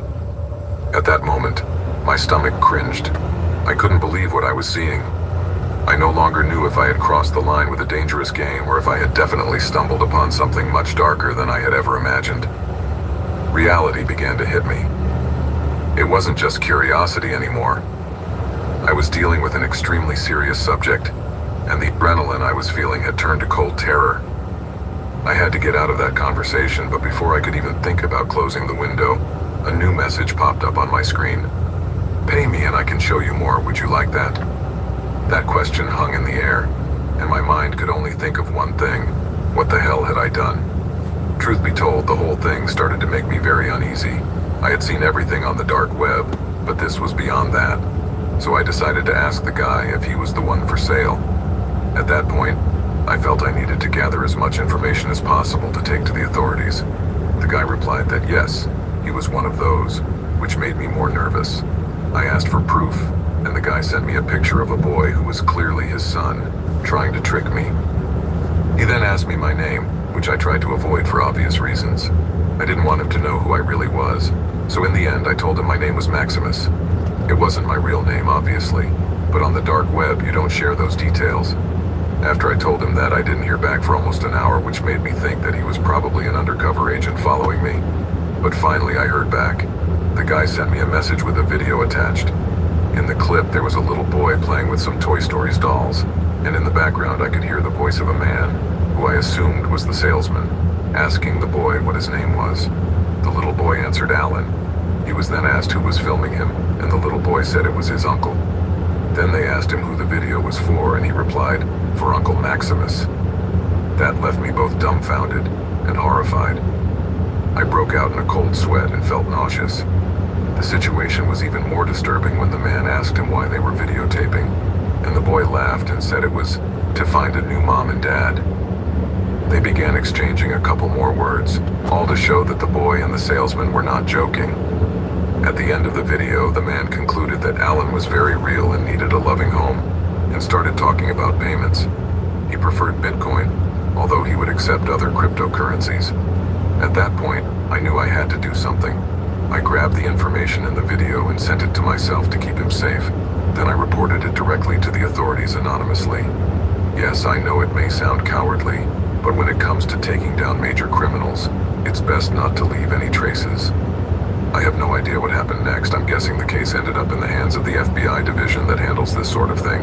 It's not like you can follow up when you make an anonymous tip. All I know is that I have not been persecuted or arrested, kidnapped, murdered, or had anything regrettable done to me, so I guess that's good. The sad thing is that this shows the more macabre side of the dark web. A place where you can get almost literally anything if you really want it. It's creepy, but real, very real.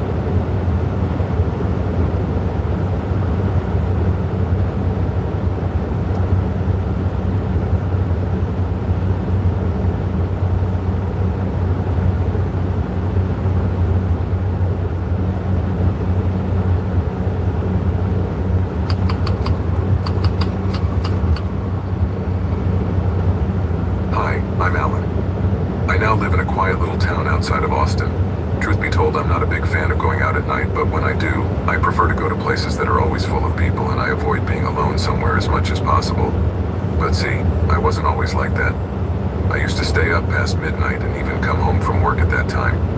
People told me that was too risky, but I didn't care. I thought I was safe, and I usually was. Until that day. It was a dark, cold autumn night, and I had arrived a little late at the bus stop after a long day at work. The place was all alone and barely lit by the streetlight, which gave it an eerie feel, but to me it was all normal. I've always had some fear at the stop, but it's not the typical fear of ghosts and stuff. Rather, the kind that feels like someone might rob you, since there's some crime around that area. However, that night I didn't notice anything strange. Everything was quiet, and I kept waiting for the bus like any other day, yes. Usually there are always other people at the bus stop, but this time I was completely alone. So I assumed that the bus had just left, and I would have to wait a little bit longer. As I was absent-mindedly flipping through an old newspaper I got on the bench, I suddenly felt a glance at me. At first I thought it was just my imagination, but the feeling wouldn't go away. It was as if I had a sixth sense telling me something wasn't right, but not trying to confirm it would only make it more real. So I decided to act brave. I looked around and scanned my surroundings in search of the owner of that disturbing look, but I didn't see anyone nearby, so I just kept reading the newspaper. A few minutes passed, and that feeling of being watched was still present, and not only that, I felt it more intensely. I looked up once more, and that's when I saw him. A tall, thin guy standing under the streetlight, looking at me with an icy expression that made me shiver. His gaze was hauntingly penetrating, and he followed my every move without making the slightest effort to disguise that he was watching me. He seemed to enjoy it. I felt a shiver run through me, and I got up from my seat, trying to shake off that discomfort. But when I did, the guy moved a little more towards me, albeit keeping a strategic distance, but without taking his eyes off me for a second. Suddenly, I looked to the front and noticed that a group of people arrived at the bus stop on the other side of the street, so without thinking too much, I decided to walk to that other bus stop, seeking shelter among the people. However, for some reason, he seemed to anticipate my every move. No matter where I was headed, there he was, watching me. The people around me didn't seem to notice. They were all engrossed in their phones, totally oblivious to what was going on. For me, however, the discomfort was unbearable. I wondered why that guy had decided to follow me. What did he want from me? I couldn't find a logical reason. I mean, if he wanted to rob me, he had a good chance when I was all alone at the other stop. But he didn't. He just stood there, looking at me. His presence filled me with panic, but still, I kept repeating to myself that I was safe. There was no way he would dare do anything to me in the middle of so many people, and if he tried, someone would surely stop him. No matter how scary it seemed, in the end, I was still a human being. Several minutes passed and the guy was still the same. At one point, I became so frustrated by his presence and his haunting stare that he wouldn't leave me for a second, that I simply couldn't take it anymore. So I plucked up the courage and walked towards him, ready to confront him once and for all. If I can say anything about me is that I'm not a violent guy. I'm also 1.60 meters tall and quite thin. So I'm not the kind of guy who intimidates anyone. That's why I always stay away from trouble. But this time I saw it necessary to approach this guy and stand up to him no matter how scared he was. Hey, why are you looking at me so much? Do I know you from somewhere or what? I tried to talk to him firmly, but inside I was really scared. I didn't know if this guy was armed or if maybe he could attack me in some way.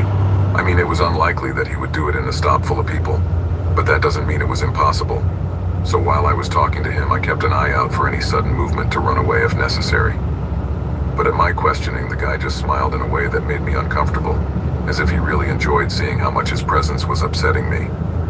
It was as if, for some reason, his mission that night was to torment me and he seemed to be enjoying it.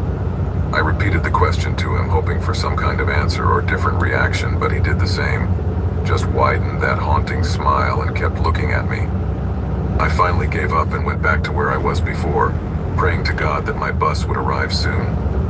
The minutes felt eternal, and that transport stop was like a maze I couldn't escape from. I was stuck with a stalker. After my unfriendly interaction with him, a few people noticed the situation, but no one seemed to want to act. The guy was too scary. Finally, my bus appeared, and I breathed a sigh of relief, thanking God for the favor granted.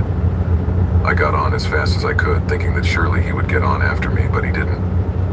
The guy just stood there, standing there, looking at me like I was a man. The guy just stood there, standing at the stop, watching me as I got on and took my seat.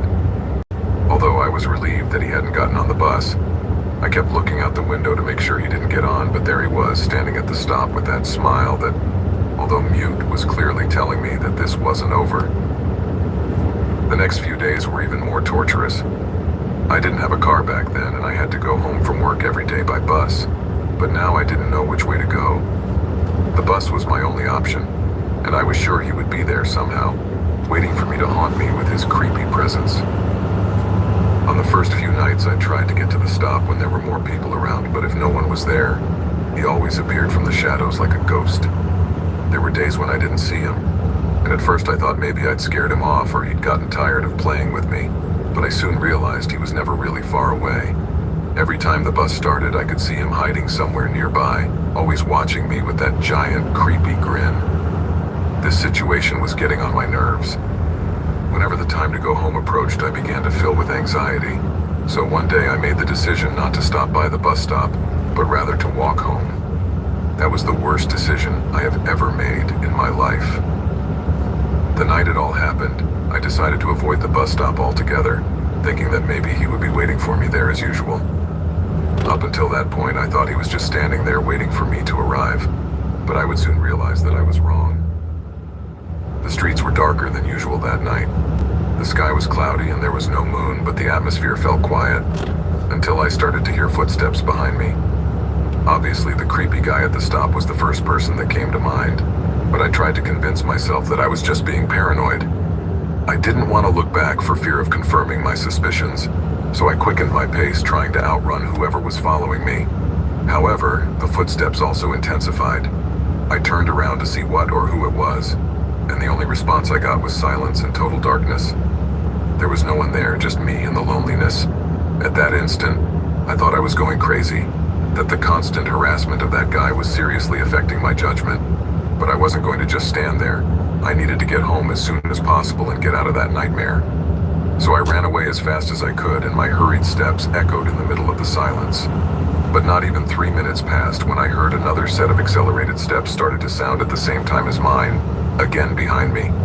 I decided to look again, and when I did, I found what I feared the most. That creepy figure that, to my regret, already looked familiar, and I almost peed my pants.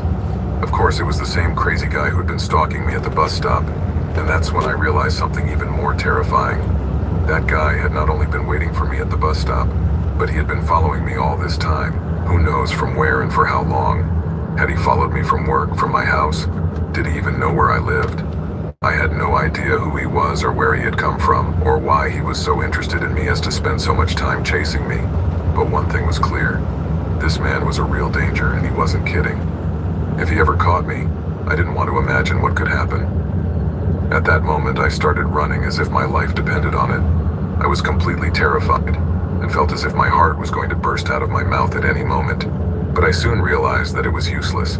He was faster and quite a bit taller than me, so every step of his was two of mine. So he was inevitably going to catch up to me. He was just biding his time and approaching me in the dark. He caught up to me in a matter of seconds and lunged at me. His smile was now more terrifying than ever, and his eyes were completely wild, out of his mind. He was on top of me now and had me completely pinned down. He had his knees on my arms and was almost sitting on my chest, so at that moment I was at his mercy and could do whatever he wanted. "What do you want from me? Why are you doing this?" I asked him desperately, and trying with all my might to get him off me, but he didn't answer me. Suddenly his smile widened in a creepy way and he opened his jacket to pull something out from inside. I held my breath thinking it was a knife or a gun and that I was about to be killed by a madman in the middle of the street. But when I saw what it really was and what he was going to do with it, I was even more terrified and started to cry. And what he had was a dead rat, and as he laughed, he forced my mouth open with his huge hands and shoved the disgusting thing in. I tried with all my might to spit it out, but he kept pushing it forcefully down my throat and holding my face so I couldn't turn around. I felt like I was choking, and at one point I started retching hard and my vomit came up into my throat, which made it doubly disgusting and disturbing because now I could taste my own vomit, mixed with the taste of that repulsive thing, and my tears. At that point, I began to choke in earnest, and in absolute panic, I felt that I could no longer breathe. It was then that, as if he was too caught up in his madness, ecstatic about what he was doing, he got a little sloppy and released some of his weight on my chest. I then took advantage of that instant and kicked him right in his noble parts, and that made him fall to the side, freeing me completely. That was my chance to escape, so I finally managed to spit out the rat that was choking me, and just like that, with the little breath I had, I ran off down the street as if I was being chased by demons. As I walked away, I could only hear his laughter behind me, and as I turned around, I saw him waving goodbye with one hand, making a mocking gesture. A few meters ahead, I began to vomit uncontrollably. I was retching so much and so hard that I felt like I was going to faint at any moment. At that moment, I felt panicked that this madman was still following me and could catch me in that place to finish the job. Fortunately, that was not the case. As soon as I got home, I called the police and reported the attack I had suffered, and they told me they were sending a patrol car to the scene to try to locate the guy. However, they could not find him. But they did find in the place I told them, the dead rat that tried to make me swallow. I still feel nauseous remembering that incident. That same night I decided to quit my job, and I knew I couldn't stay there one more minute in that town, so I went back to my hometown looking for some peace. I never saw that guy again. And although I don't understand why he attacked me or why he was stalking me all that time, I know that I am much calmer now. However, there is one thing I can't help.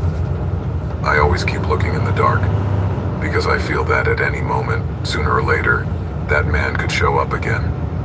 Sometimes I wonder if all that harassment was only meant to make me swallow a dead rat, or was there something else behind his obsession with me? These are questions that may never be answered, but if that's the price for never seeing that madman again, I'm more than happy.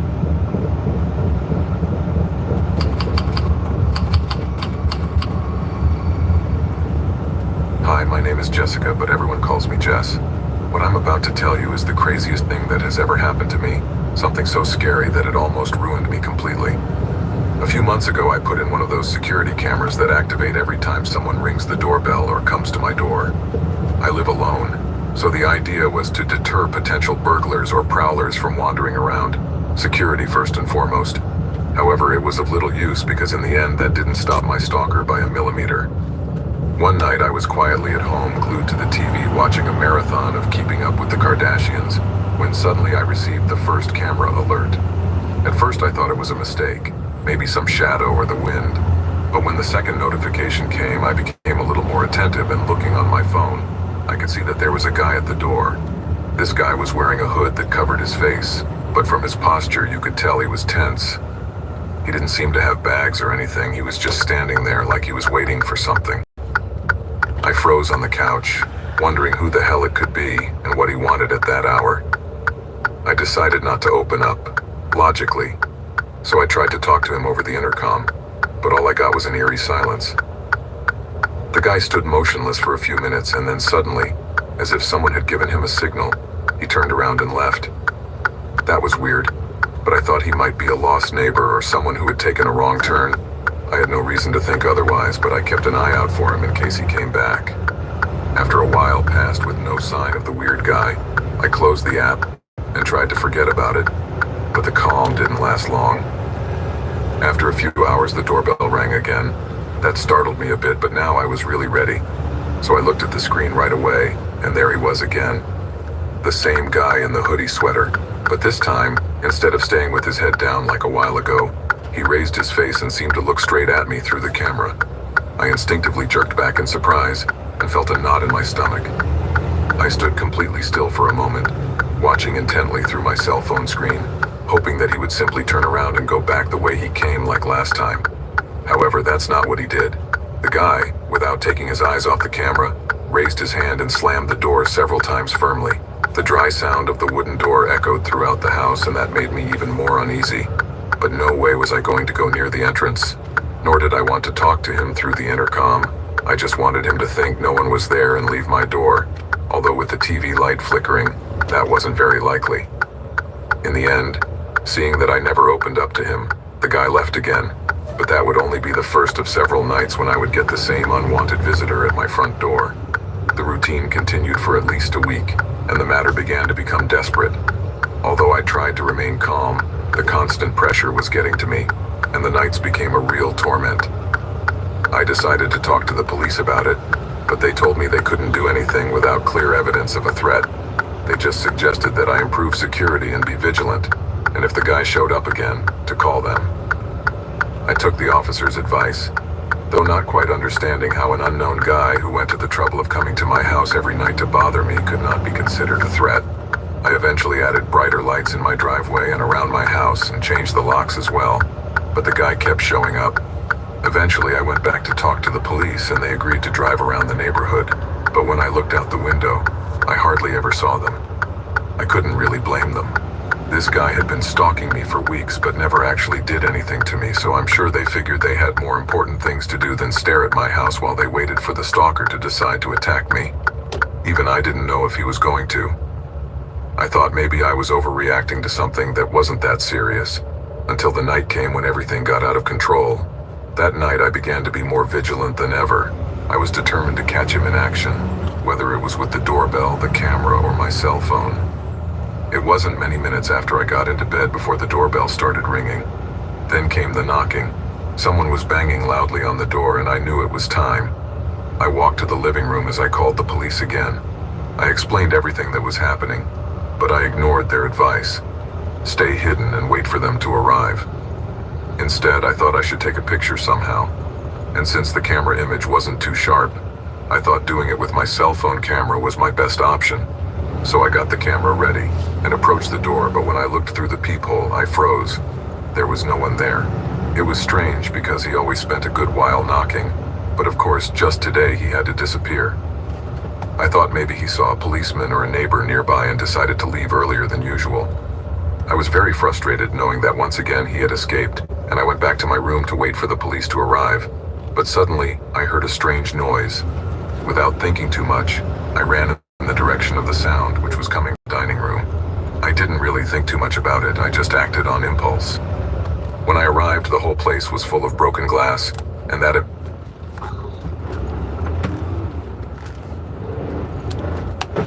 in front of the dining room. So I started looking around frantically, and that's when I found the cause. A brick. Someone had thrown a brick from outside, and suddenly, everything clicked. The guy in the hood, my stalker, had come in through the window. I wished with all my might that I was wrong and that he had only thrown the brick to scare me. But I only had to turn around to realize that that possibility was completely out of the question. There he was at the foot of the stairs, standing right in front of me, just staring at me. With a knot in my stomach, I approached the door, but it was locked and the key was at the top.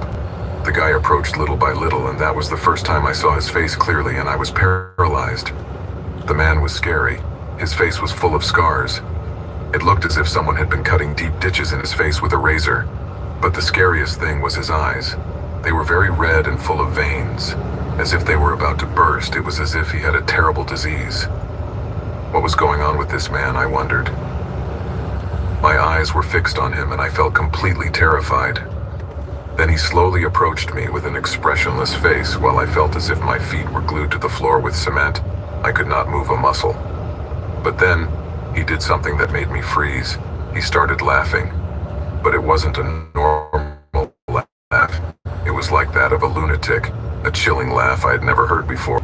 And as he laughed, he scratched his body frantically, as if he was trying to remove invisible insects. She was completely bewildered and very nervous. After a few seconds of unhinged laughing and scratching, her expression changed abruptly again. Now it had become serious, and then from one moment to the next, she became explosively furious. Without warning, he began to scream in an irate manner, as if consumed with rage, and started running towards me. At that instant, I unfroze and tried to run into the kitchen to look for a knife or something to defend myself with, but I couldn't move. I barely took a couple of steps, and he was already on top of me, like a wild animal. He pushed me against the wall, and I fell to the floor, completely stunned. And before I could react, he started kicking me with a brutality I had never seen before. His face was completely unhinged, as if he were a furious animal, and he made wild sounds as he hit me.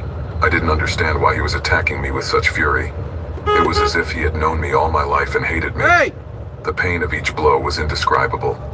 I had never... I saw on an app that says truck parking allowed. She's my team lead. She would be better at answering that than I can. I can Who? do it real quick.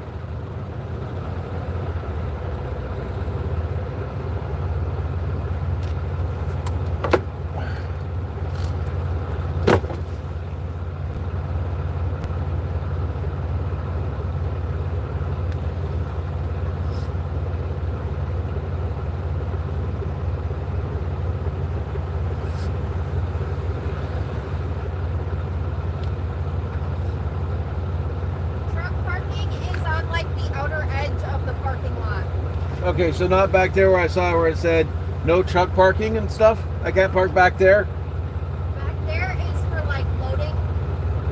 So like Walmart trucks coming in. No, I meant along the side where you see where these cars are right up top.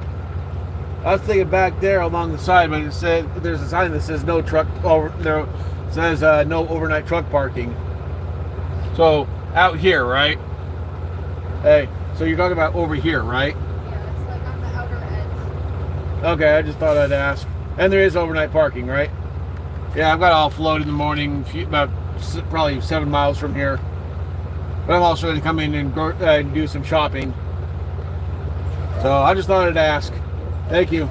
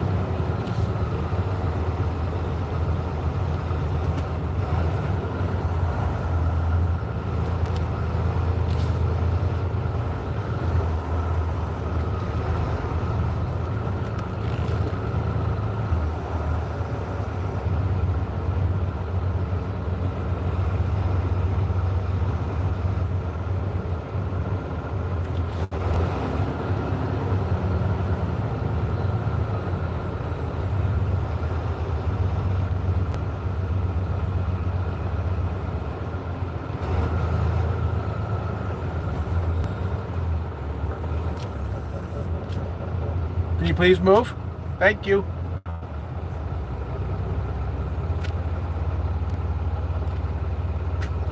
I'm gonna park right there. Thank you.